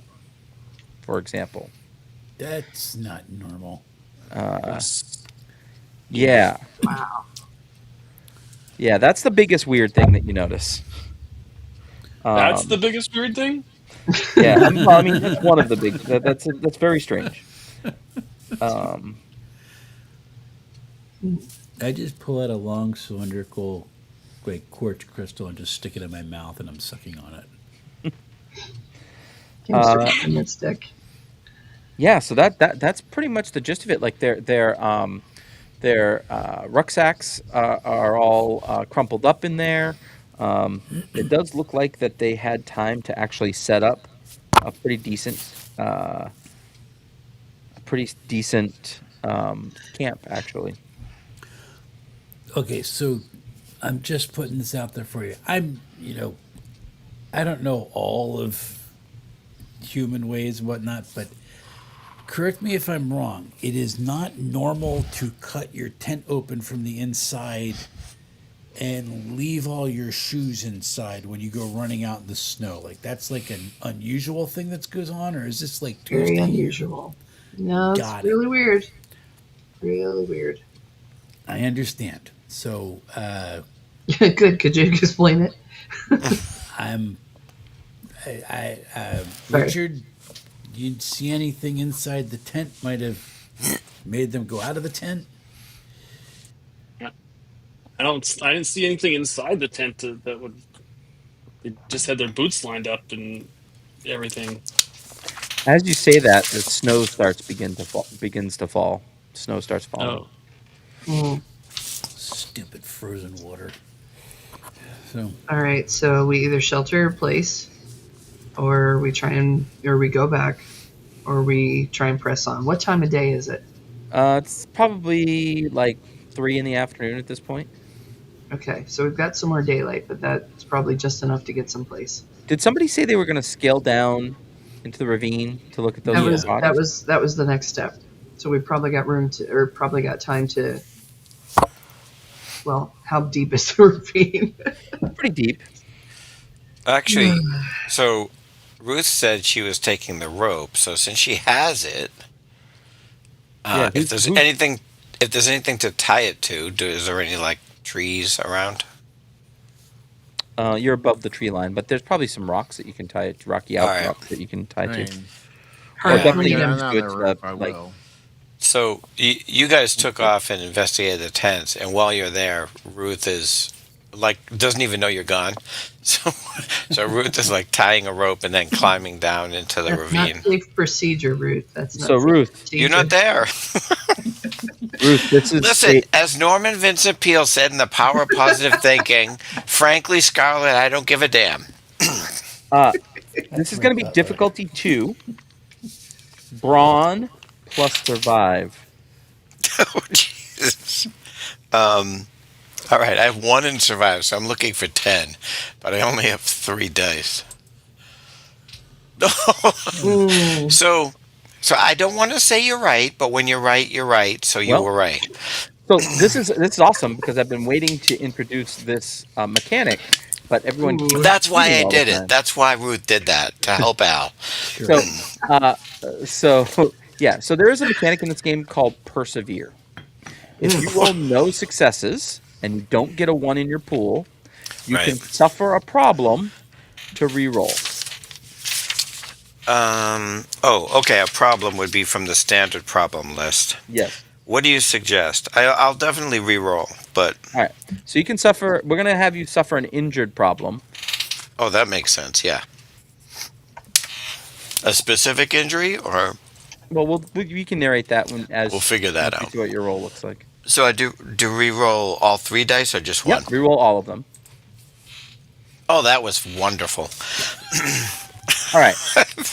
How many Yep. problems do I have? Because So as Norman All of Vincent them. Peale said, "Mo money, mo problems." so you yeah. So you re-rolled. You failed. It doesn't Um. exist yet. So you're gonna suffer another injured problem. We're gonna say that this injured problem is, you tumble down the ravine and you have a broken rib. Okay, And I think Ruth is just like, help, help. But is everyone she everyone next to any of the dead bodies that she just found? everyone at the tent hears Ruth scream in Yeah. pain or grunt in pain. Actually, I don't know that. I don't think she has the. Yeah, she doesn't have the presence to investigate the bodies while she's down there. She's just gonna scream. Yeah. So, is anyone gonna go check on her? Oh yeah, Oh, I'll yeah. definitely will. Yes. So you see the 4 bodies that were down there, and then Ruth is laying right next to one of them, hand I on lean the. over and I say, Rose, not safe, honey. We added 1. Oh no. All right. Oh, Well, I see the rope's right there, though, right? Yes. yeah. Yeah, actually, it's still hanging from that rock, but I'm beat up. I can't Yes, you climb back fell. up. I hand Thomas, if you're going down, take some of the leather straps so you can, or the harnesses, so you can bring her back up. Yeah, I'll go Or at down least and pick try up to something. retrieve the Ruth. All right. So again, this is a difficulty 2 brawn plus survive. All to right, get down. so it's difficulty 2. You said. Yep. Okay, I need 9 or better. How many dice do you have? 5. Nice. I got 2 successes. All right. That's exactly what you needed. So you get down there. Nice. Is anybody else going down as well? Ooh. No. Do you want to check out No. these bodies while you're down here, Tom? Yeah, I'll check them out. I was gonna say, I think I'm injured enough that I can't climb, but a lot of her screaming is overdone. She's not gonna die. So Just I don't will cause look an avalanche with Not your yet. screams. I will No look Ruth avalanches. over real quick and be like, Ruth, I've seen men have worse problems during war than this. Shut up. well, if a man can do it, then a woman definitely can. And I will look at the bodies. All right. You need to give me. I'm gonna have instinct plus heal here. Difficulty Okay. 1. I'm not horrible at that. Not great at it. Oh, healing, right? They're dead. Got And I'm, 3 successes. Oh my gosh. 11s and 12s galore tonight. All right. So you're gonna get 2 edits there under instinct.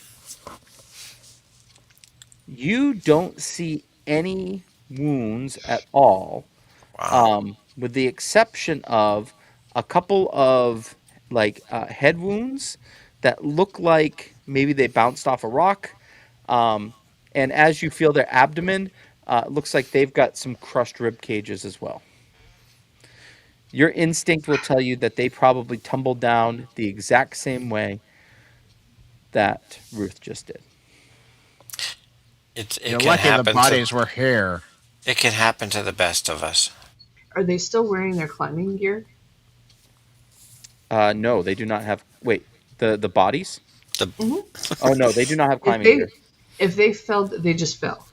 yeah. Yes. They didn't climb down like Ruth. Okay. Yep. Yeah, and like as you're looking, um, the direction of where they are perfectly lines up with the slash in the tent. All right.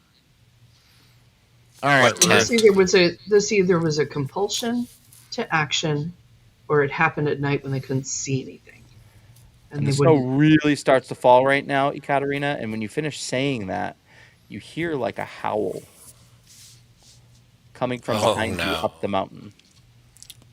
All right, That's what Ruth. they were It's time to talking get you up about. there. That's what they were talking about. Uh, and as those of you that are up on top of the ridge next to the tent will see the following. I'm going to put it in our Discord.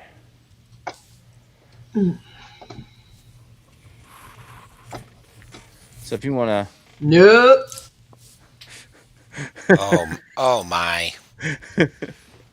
to, so coming up over the ridge of the top of the mountain pass here, you see this creature that has multiple legs, and it's got like it's got like mole skin. There is some fine kind of hair on it, but it kind of looks like mole skin. And uh, what's really bizarre is when it opens its mouth, it kind of like glows with this like whitish red, like heat, like fire almost. Um, and like you can actually see ripples in the air around it to show that like they've got this like unnaturally hot breath. What do you do? Ekaterina immediately, with one hand, grabs her revolver and with the other hand, grabs her mini camera and gets ready to shoot both. Double fisting, baby. We are not messing around with this thing. So All right. Ruth is going to reach into her beaded purse and pull out a semi-automatic pistol. Well, yeah. Meanwhile, Dave is lugging you up sorry, Tom is lugging you up the We gotta side of go. the ravine. Thomas, it's a dairy inspector. Look out. So, yeah. So, I mean, if you guys want to have an initiative and somebody wants to do something, go nuts. Well, is it advancing on us? Like I don't. Oh yeah. Alrighty. Well, I'll take a shot first with the camera, but then I'll just scream to the group. Does anybody know what the crap that thing is? Except in Russian. Just so you can leave the Americans out. So you're I gonna take a assume shot they or know no? it too. I think most of us do. Yeah, I took a photo. Okay. Love that. So that's probably an action. Yeah, I figure that's yeah. I'm ready for the next one because I've got the revolver and the camera, but I probably only just took the camera first. Richard, let me see this. As like it starts like coming down towards you a little bit, and it opens its mouth, and you feel like this wave of heat, and it feels like really nice at first because Yeah. it's so freaking cold out. But then it gets so scorchingly hot that it starts to hurt a little bit. So. The way this works is combat is an opposed action. You get to set my difficulty. So you get to use coordination plus survive. Sorry, coordination plus move to get out of the way. Okay. You set my difficulty to see if I hit you. Um,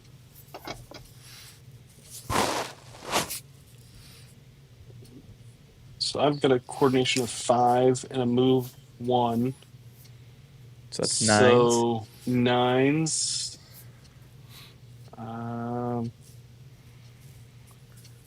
The difficulty level is probably 2.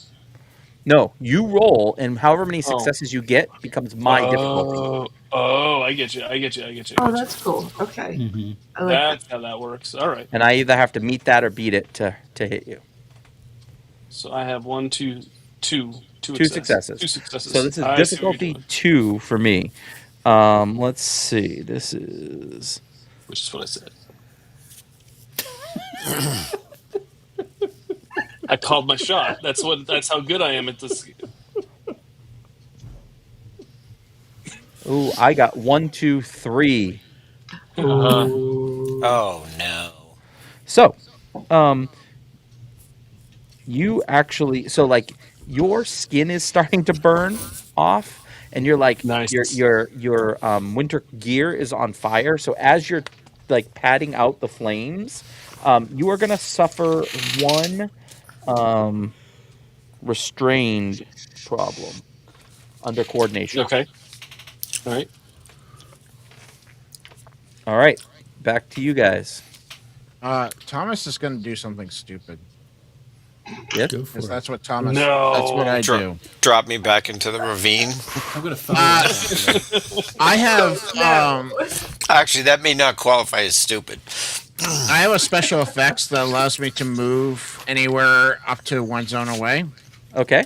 instantly. And I'm going to take the frag grenade that I have and shove it down this creature's mouth. All right. I will try. Mm. I will set the difficulty for you, or try to set the difficulty for you. Let's see what happens here. I need. I've got a 3 in move, so 8s. So difficulty 1 to do said thing. Okay, and brawn and So yeah, we'll say that it's brawn and survive. okay. Oh, actually, you know what? Check that. You're trying to put it in its mouth. Yeah. Then that's Ooh. probably coordination. Okay. It's the same either way. Survive still. Yeah, still survive.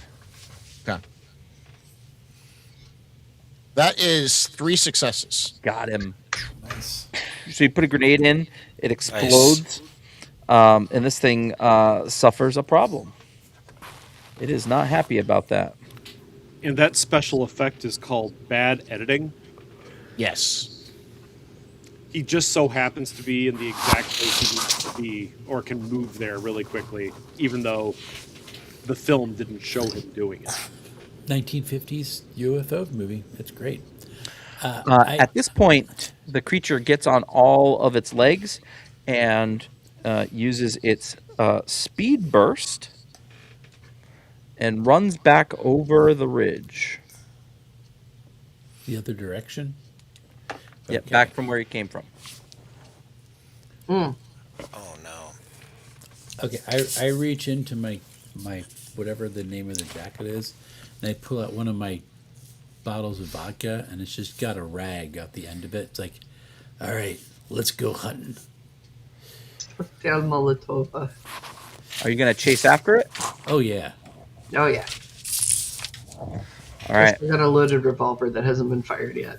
It's Chekhov's gun. We're in Russia. It's fine. So again, it's a very it's a gradual slope, getting up over the ridge and on the other side of the mountain. As you get there, you do see like this rocky outcrop that looks like it has a cavern underneath it. it has a cavern underneath it. Yes. Ooh, I can see as long as I'm not in total darkness. So I can see down the cavern. Can you what? Can I see down the cavern? Because I can see as long as it's Do you want to get into a position where you can see down the cavern? Yes. Yes, Okay. you can see down the cavern. Okay. What am I seeing down the cavern? So it's it's a rocky cavern. It goes into the mountainside. There is a lot of light coming from the far end. It's kind of flickering light. Does this thing Interesting. bleed? Does it bleed? it- Oh yeah. Like, have we tracked it in, like, when we can see the trail? Oh yeah. Okay. Yeah. I mean, the grenade probably blew off half of its jaw. Cool. All right. How far back does it seem like there's light coming from? It goes back and then around a corner, so like it's a few hundred feet. All right. I'm just like, all right, guys. There's lights in there. I don't know what this thing has got cooking back there, but if it's the other hikers, I think we want to get in there and figure out what's going on. So, Well, light came out of his mouth too. We don't want to go walking into a giant mouth. I mean, he blew half his jaw off, so that's pretty. Well, just send Ruth in first.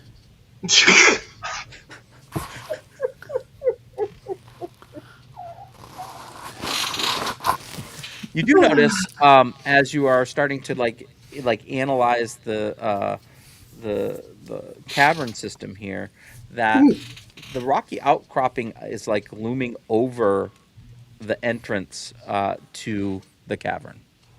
So it's blocking some of the snow. Yeah, it's all. Yeah, Okay. Can I sneak in? if you want to. I'm gonna try and sneak and do a little see how far in I can see if I can look around the edge and things like that. Well, Yeah, I'll hold, follow as well. hold on a minute there. That outcropping there, would it trap him in if we could, like, get it to. Do you have one of those fragmentation grenades there, Oh, no, Mr. no. Thomas? No, I That pull was the into. only one I I had. pull into my coat. I actually Oh. have. I put the vodka away, and I pull out like 3 sticks of dynamite. Of course you do. So, and like, I mean, That if would have been you nice to want. have like. But here's the thing, guys. There could still be hikers in there. Yeah. Well, wait. How So- many? There were 10 hikers, and we found 9 bodies. I think we're missing 12 one. like yeah, We're missing one. we could put the dynamite in and go see, and if we're getting chased out, we could make the dynamite go boom. Fair enough. Fair And I'm enough. looking at the rock and I'm going, and there's some pretty tasty stuff up there, so I wouldn't mind getting some of it, to tell you the truth. You're just snacky. That's all. You just want to blow things up to get the good gooey middles part. I spent 3 days driving over Loam. I'm hungry. Fine. So I reach into the side of my pack and I pull out the rocks I stole from the geology lab and give them to him. So you're gonna go in there first and then blow it up if we have to? Yeah, that's fine. Yeah. seems Okay. like a good plan. All right. So is coordination. All right. That's 1, 2, 3, 4, 5, and then sneak is 3. Yep. So that means you need 8s. Ah, dude, Wes, I got your rolls. You got my rolls? Oh, look, you failed. Well, here's the good news. Nothing is trying to detect you. So Okay, good. you're able to scurry in, and you go around a corner, and then you get to like this this ledge, and you look down, and you see several different caverns with lights, and you see probably 8 of these things kind of down there, all like Oh, huddled around each other. Yeah. Do I see any other humanoid No, grays? Anything? no. All right, then I just You see one of hightail these it out things with there. the jaw blown off. No, I hightail it back, and I'm like, get the dynamite ready.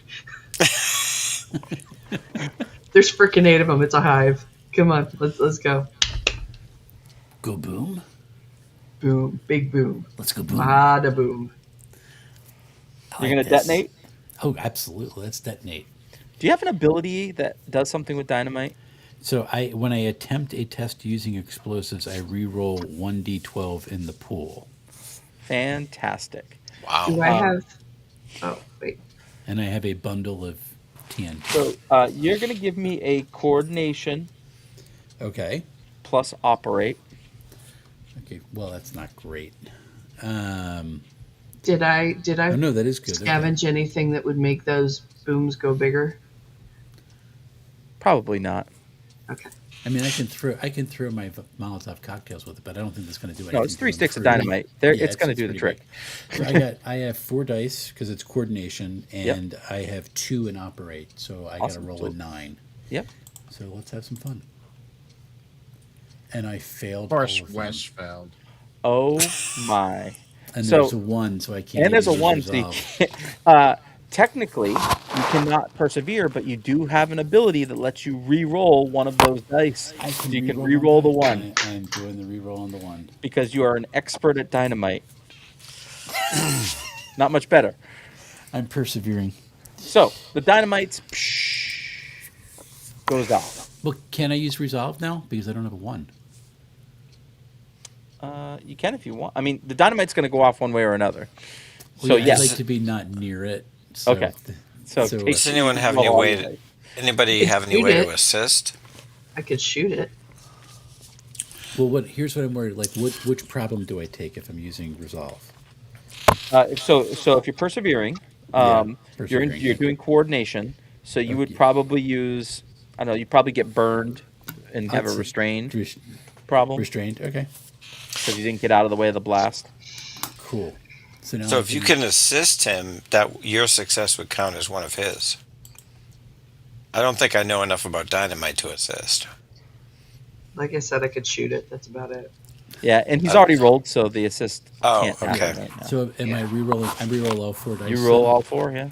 I'm gonna roll like 3 ones. Watch this. Nope, but I still fail. All right. So you get burned a little bit. The thing collapses, Okay. and you have sealed up the cavern. Cool. And I just took another restrained. Yep. I'm just like,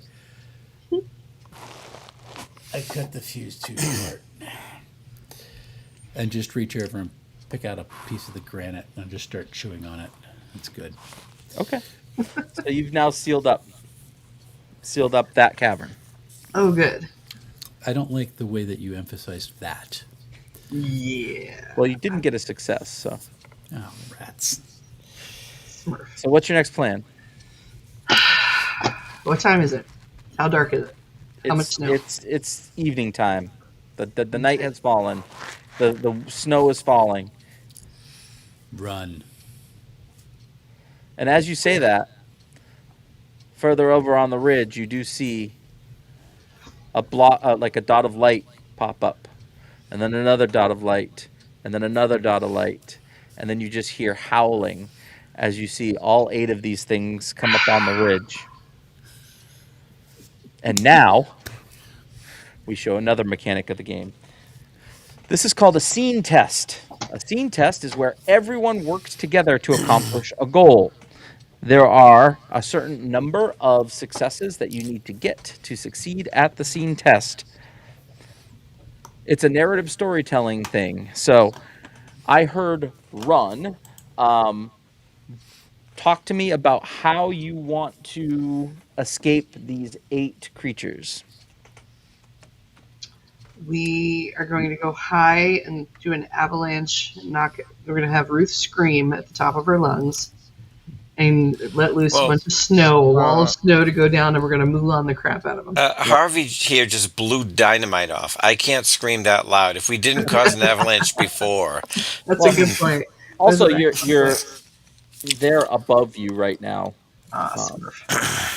I literally think you guys need to run, and I start shooting. So this is done in rounds. So you each get an action to Okay. apply towards the scene test. Okay. I will let you know that we need 15 successes total to escape from these bad guys before they get you. Okay. I'll shoot with Thomas.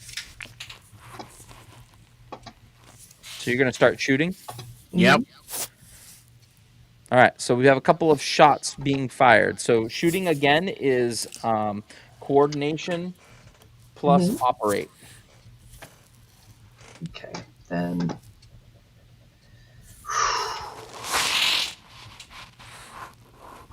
Yes!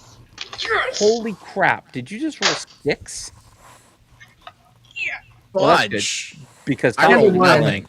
And All right. no. All right. Jason, what are you doing to help? Or sorry, Ruth. I literally had 6 dice and I got nothing. But we still love you. Those two are running and shooting. What are you going to do? Ruth is too hurt to run, and really, there's nothing that she can communicate. She's basically dead meat.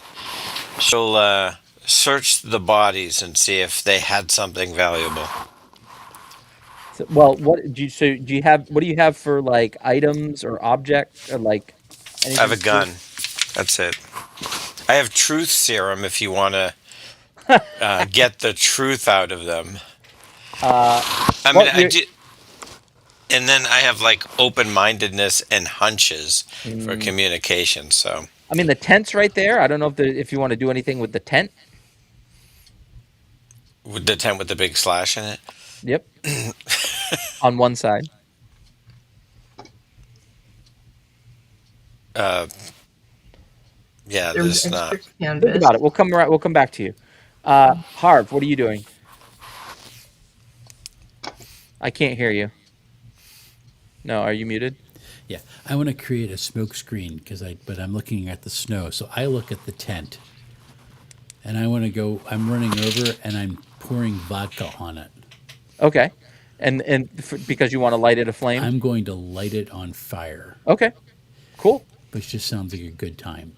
So I have a smoke grenade, but I really want to see this because I had a hunch it was going to happen. So, There we so you want to light this on fire and try to Yes. create a distraction of some sort. correct. Let's see. This sounds to me like it would be probably coordination plus deceive, trying to distract them. Plus the so shit. Because I have two problems in restraint and I have nothing in deceive.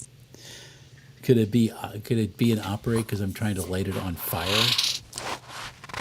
So operate's more like using a mechanism. So do you have like that would be like if you were firing into gunpowder with a bullet trying to light it ablaze. Well, I I would mean, let you do I'm that. trying to pour the vodka on it so it lights the thing on top. On You're fire trying to pit. operate your arm.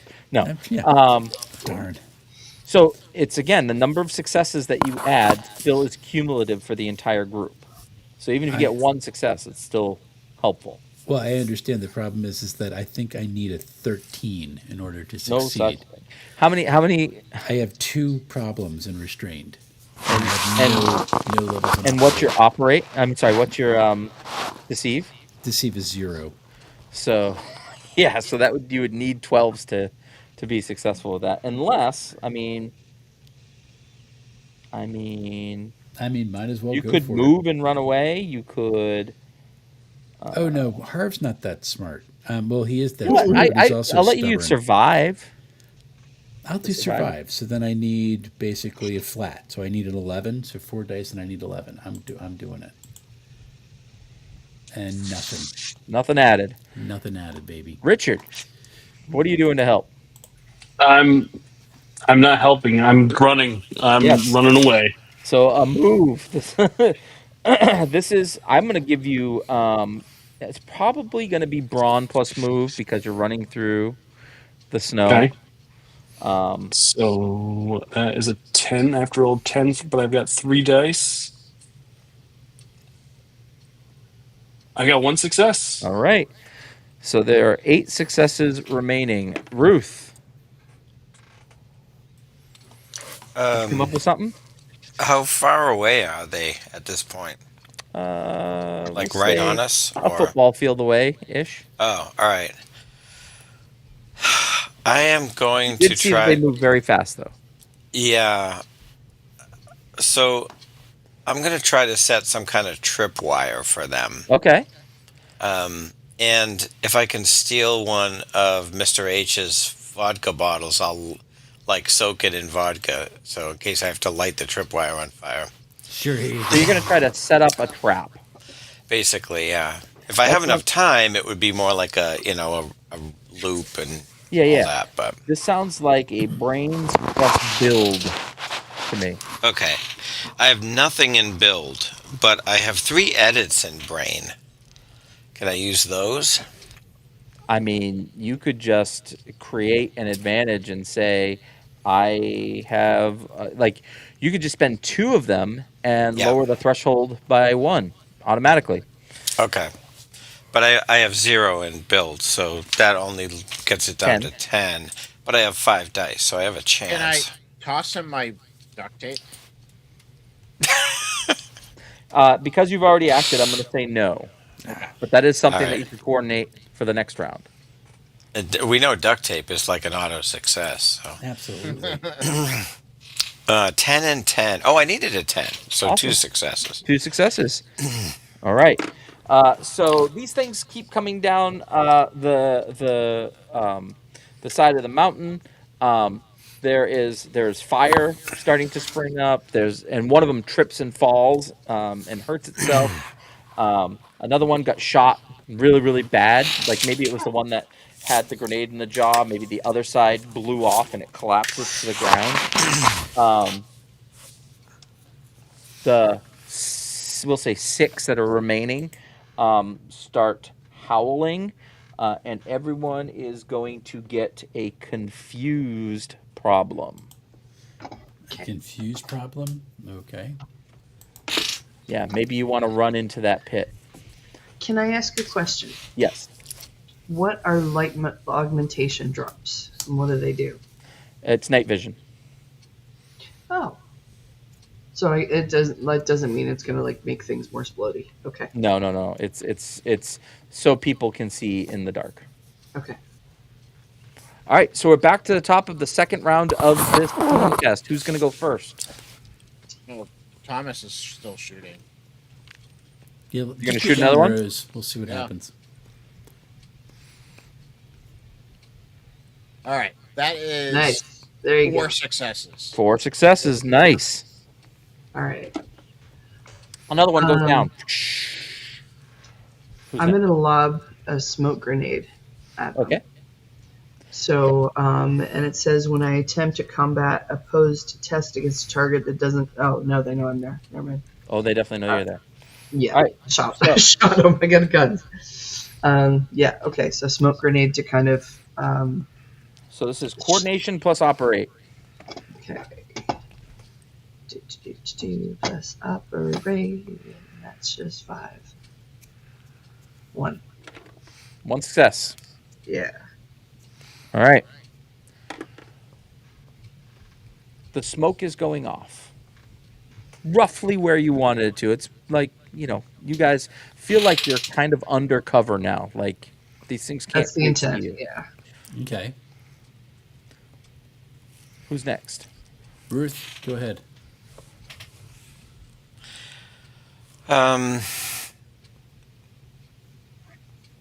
Tom, did you toss Ruth the duct tape? I mean, if I could shoot and do it, but I'm not sure what the action economy is like. There's no action economy. Okay. You could do both And- if you wanted to. Yeah, that I would have done that. Awesome.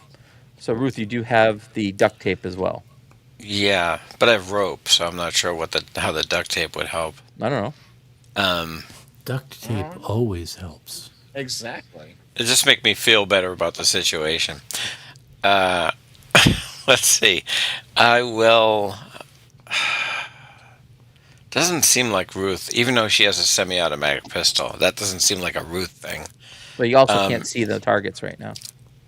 Well, isn't there one that tripped? They're all behind the smoke curtain that was. Oh, they're all behind, even the guy that tripped? Yeah. Well, Oh. the smoke was meant to obscure us, not them. I guess it did both, huh? Yeah. Mhm. Sorry. That's what smoke does. Oh. It's not one-way smoke. It's not one-way smoke. And that's our quote for the show. It's not D&D smoke. Yeah, I guess I'll just skip my turn, because Okay. without seeing anything, there's not much I can do. Or Harv, I should say. All right, so Harv is basically, I've given up being subtle.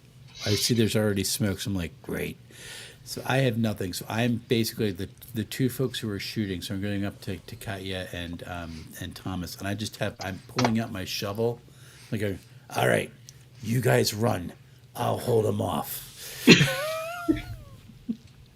So you're gonna start swinging your shovel. Basically, I'm waiting for anything to come into range. Well, and I'm here's just what gonna here's swing what at it. here's what I'll allow you to do. I will give you a brawn plus survive test. Yep. But I'm going to add +1 to your threshold. I'm going to increase your threshold by 1. There's a hindrance here called smoke. So I need a 12, but I'm using a prop. So do I get that? Yes. So that lowers the threshold. Yeah. So It gets lowered first, and then it gets raised. So I'm basically rolling. Okay, so between that's going to an 11, and it's a survive. So that goes down to 2. So I end up rolling 9 anyway, and I'm doing brawn, which is 4 dice. Okay. I got a 10 and a 1. So I got So you one got one? success. One success. All right, you do clunk one, and then It comes in. like Boom. Ekaterina and Thomas are like, and it drops right down at your feet. Awesome. Richard, Can I? Is there one of the tents that's pretty close by? sure. Can I take one of? Can I take one of the tent? Uh, what is it? Ooh, Stakes. Posts, and yeah. just take it and then throw it and try to stab them with the You want to tents. javelin them? Yeah, yeah. That's Yeah, basically what Nice. I want to do with the tent the tent stake. absolutely. Nice. I will give you it's coordination plus survive probably with this because you're not actually operating a weapon. So that's survive is one. So I've got to do tens with 4 dice. Failed. Sorry. And you got a 1, so you can't persevere, unfortunately. So Ruth, you're not doing anything? Think up something, man. No. Don't look at the sheet. Just do something. You only need 1 success. Just start That's it. random Yeah, but I firing. can't You got see none. them. Doesn't matter. Just roll, Just man. Fire Just wildly. roll, man. Doesn't matter. All right, I'll shoot up into the air. Try to scare them away, There you go. right? All right. So that is coordination plus operate. Okay. I have nothing in operation, so I need 11s. 11s. But wait, is she? Ruth has a gun. Is that a Yeah. prop? She has a semi-automatic pistol, Does So she needs- have any but edits? she's not good at it. Does she have any edits in coordination? Nope. She hasn't even used it yet. Here it is. Big fail. Duck, everybody. Falling shrapnel.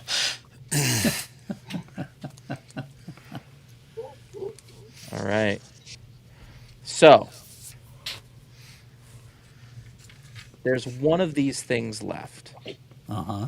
It comes through the smoke and it just like basically bull rushes everyone and like swats them aside. You're all going to take a. Actually, no. You know what? They're gonna howl. It's gonna howl, and you're each gonna gain a distracted problem. All right, back to the top. There's 1 success needed to finish off this. I'm gonna drop my gun and I'm gonna take my tactical knife and just drive it into the thing's head. All right, this is a survive plus brawn. So still 6 dice. I have 2 edits. What was 2 edits again? You reduce the threshold by 1. I'll do that. And it survive. Okay, so it's 8 or higher. That is done. 4 successes.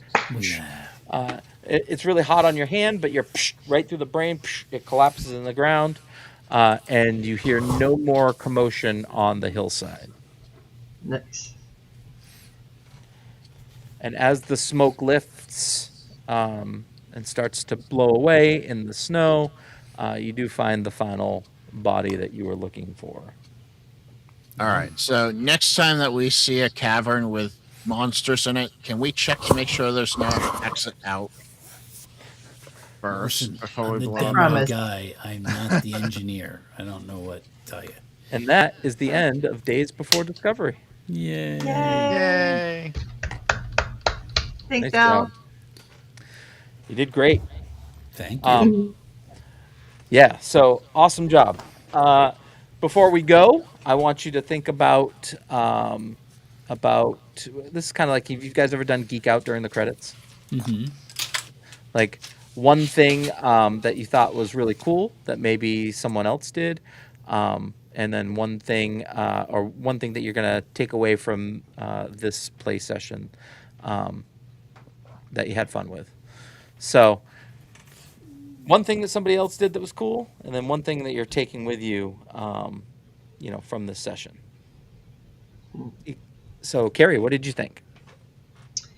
I had a ton of fun, and I think something that I'm going to take away for sure is the mechanics of trying to figure out how to do things together as a team. And I like the group mechanic, and that the battle, the successes are all sort of grouped together, um, and and how the edits sort of augment that.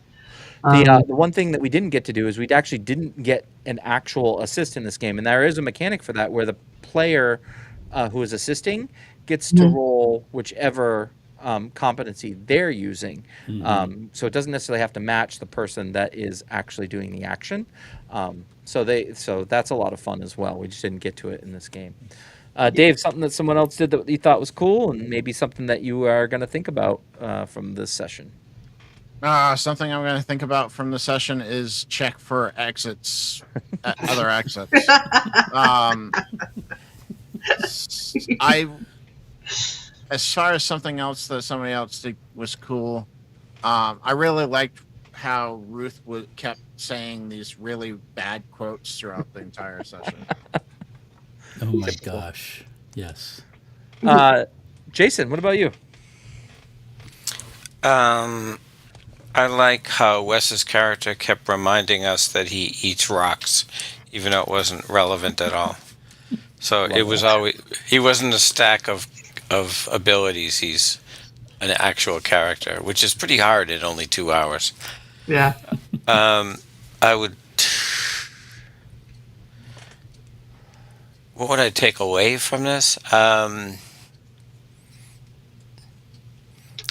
like how the environment is just as much a struggle as anything else, right? That a lot of the reasons the final confrontation was so hard was because of where we were. We knew we were in the snow. Running away was a lot harder than it could have been because we would have had to climb down a mountain. So yeah, that's So, cool. so true story. When I ran this as a playtest, and Carrie Yeah. earlier on said, can we make a litter to drag our stuff up?" Well, Yeah. my original playtest team did that, and they were literally sliding down the side of the mountain on the litter to try to get away from the things, and they did actually cause an avalanche to eat them up. So I thought that it's always fun to see how different groups go Yeah, about it. yeah. Oh, that's awesome. Doug, how about you? I mean, I was going to definitely say the whole thing with Wes eating his character eating rocks. I like part of me could like almost hear the chomping on and chewing the rocks as he was explaining it. And I used to work with stone in that industry, so it was kind of funny. So I really like that. I love the fact that Wes really kind of like dove into the character and really made it his own, and I love that. So that was fun. Actually, there's and then the thing that I like the most, I like D12 systems. I don't think there's enough D12 systems that are on the market, So I think that's great. I like the fact that when you roll a D12, the 12 on the D12, it counts as two successes because that's not, I mean, 1 out of 12 isn't too bad odds, so you have a good chance of making some, having some successes even with. A 1 in 12 chance. So I like that mechanic a lot, and I think that more systems should use D12s. I agree. Absolutely. So true story. Wes and I, when we were at Philadelphia Area Gaming Expo, we're having a chat, and I knew that I had a hardcover copy of Redacted sitting at my booth, and I randomly one day just dropped it off at Wes as he was giving an interview, I think, and then walked away. And he was like, "Al, Well, Al, what are you doing?" I was literally going to buy this book. So, And he's just got, he signed it and everything. yeah. Aw. So that was a lot of fun. Yay. But Wes, what did one compliment and then one takeaway, and then we'll let you wrap. My compliment either has to be Ruth going down the ravine and falling, along with the quotes, or Doug's character grabbing the tent stake and just like, improvised javelin. I thought that was perfect. especially after I tried to light it on fire, so it just smelled like vodka, which I thought was even better. So I thought that was really cool. I when I read the book, because I haven't had a chance to do my review yet, one of the things that I pulled out, and I think I brought this up to you, the setup of the system, you think immediately like, oh, this is just a 2D20 clone using D12s. And then when you get into how the mechanics work, it's like, holy crap, you're using D12s. You took the base, kind of the baseline of a 2D20 system, and then somehow like had it married to Cipher system and put it all together and created this really unique thing. And it worked exactly as I was expecting it to, which I thought So, was can we really, all really cool. recognize that Wes chose the two giant failures as the most exciting things in the campaign? Sure. Yeah. Yeah. Wes, just because you didn't roll bad this game doesn't mean you have to choose the worst. I blew myself up with dynamite. I absolutely. Hey, one of my things about gaming is I think it's way more interesting to have I'm to just tell picking the on- story of the failure 100%. and what has happened than just killing someone off. And I think that we did 100%. that pretty I'm well. just picking on Wes. No, I want- I we wanna- played- we played a campaign of Dragonbane where the monsters automatically hit. Yep. And I did almost no damage to any of these characters, and I was running the GM. Because it would always roll like, it surprises them. Like, why are the. Like, they can murder these characters and nothing would hit. I can't hit anything. So that adventure was written by Aaron Pollier. Shout out to those of you Aaron. that don't know, the job, Dyatlov Pass incident is a real incident. We actually have an in memoriam here in the book for the people that actually died, and to this day, we still don't fully know what happened. No. We have some photos and whatnot. But if you haven't heard of the Dyatlov Pass incident, I definitely recommend looking it up. It's a really, really cool story. So props on you, Aaron, for that, and just for designing this world. It's so cool and unique, and the shadow history is just so much fun. So if y'all pick up the core rulebook, the timeline that Aaron has written, history has happened. It's just in the background. There's been this kind of shadow history that's been going on as well. So It's really, really cool. I have to give him Very props. cool. So Very, very cool. all right, Wes, you want to take us out? Yeah, I will take us out. So thank you, everybody, for hanging out and playing tonight. We did a little bit longer than 2 hours, but I don't really care. It was really kind of fun. Al, thank you. We said we wanted to do it. We actually did it. Made me sad. And Aaron, thank you for being on. And Doug, especially, first time we rolled dice together. Made me very happy. Really, really cool. Coming up on channel for me, I've got Mr. Gaska, famous for helping write the Aliens RPG, is going to be on channel next week.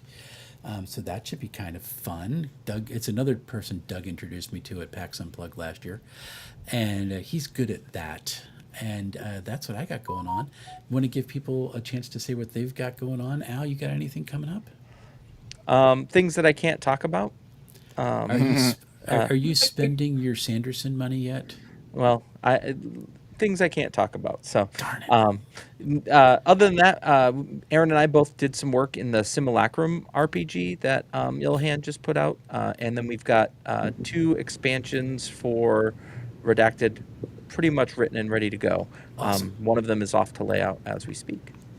That's awesome. Yeah, and there's 2 more that are slowly kind of percolating in the background too that I'm working on. So yeah, there's a lot going on with Redacted. Just it will appear. It will appear. At what It's a fun time? world. That's Redacted. Carrie, you got anything going on you want to let people know about? I don't, but I did just read a great book by an author goes by Quantum, and Okay. it's called There Is No Anti-Memetics Division, and it sort of whetted my appetite for Redacted, and I'm excited to hopefully be able to explore more in the world because I really enjoyed the lore, and this is such a fun setting. All right. So other than that, no, thanks. It is awesome. Dave? Yeah, go sign up for my crit games. Game at crit.com. Sign up for my crit games. I still got plenty of room in my games. I'm running Mass Pause. I'm running Ironbound, Plaguebound. I'm running 2 new games that are 1-pagers. So Crit is the community-run infinite tabletop. It is an online convention that is being run. Starts the 23rd. nope, the 20th through the No. 28th. 20th through 20th. Okay. Yep. And at gameatcrit.com. It is a lot of fun if people want to do that. And it's Aaron, free. and it's free. Yeah. Nice. Aaron already said what he's got going on. We're skipping him. Jason, what do you got coming up? Let's see. Six Gun Doomsday is at distributed by Indie Press Revolution now, so just in time for giant con season. It'll probably be at a con near you, hardcover and softcover. And I think they still have our one shot of Hint. So I won't be there, but go to Indie Press Revolution and you can get some cool stuff. Awesome, good stuff. And Mr. Doug. Well, next week I will be at Origins, and I will be emceeing the Championship of Dice Rolling, which is the second year that it'll be back. So we're Nice. excited about that. We're hoping to.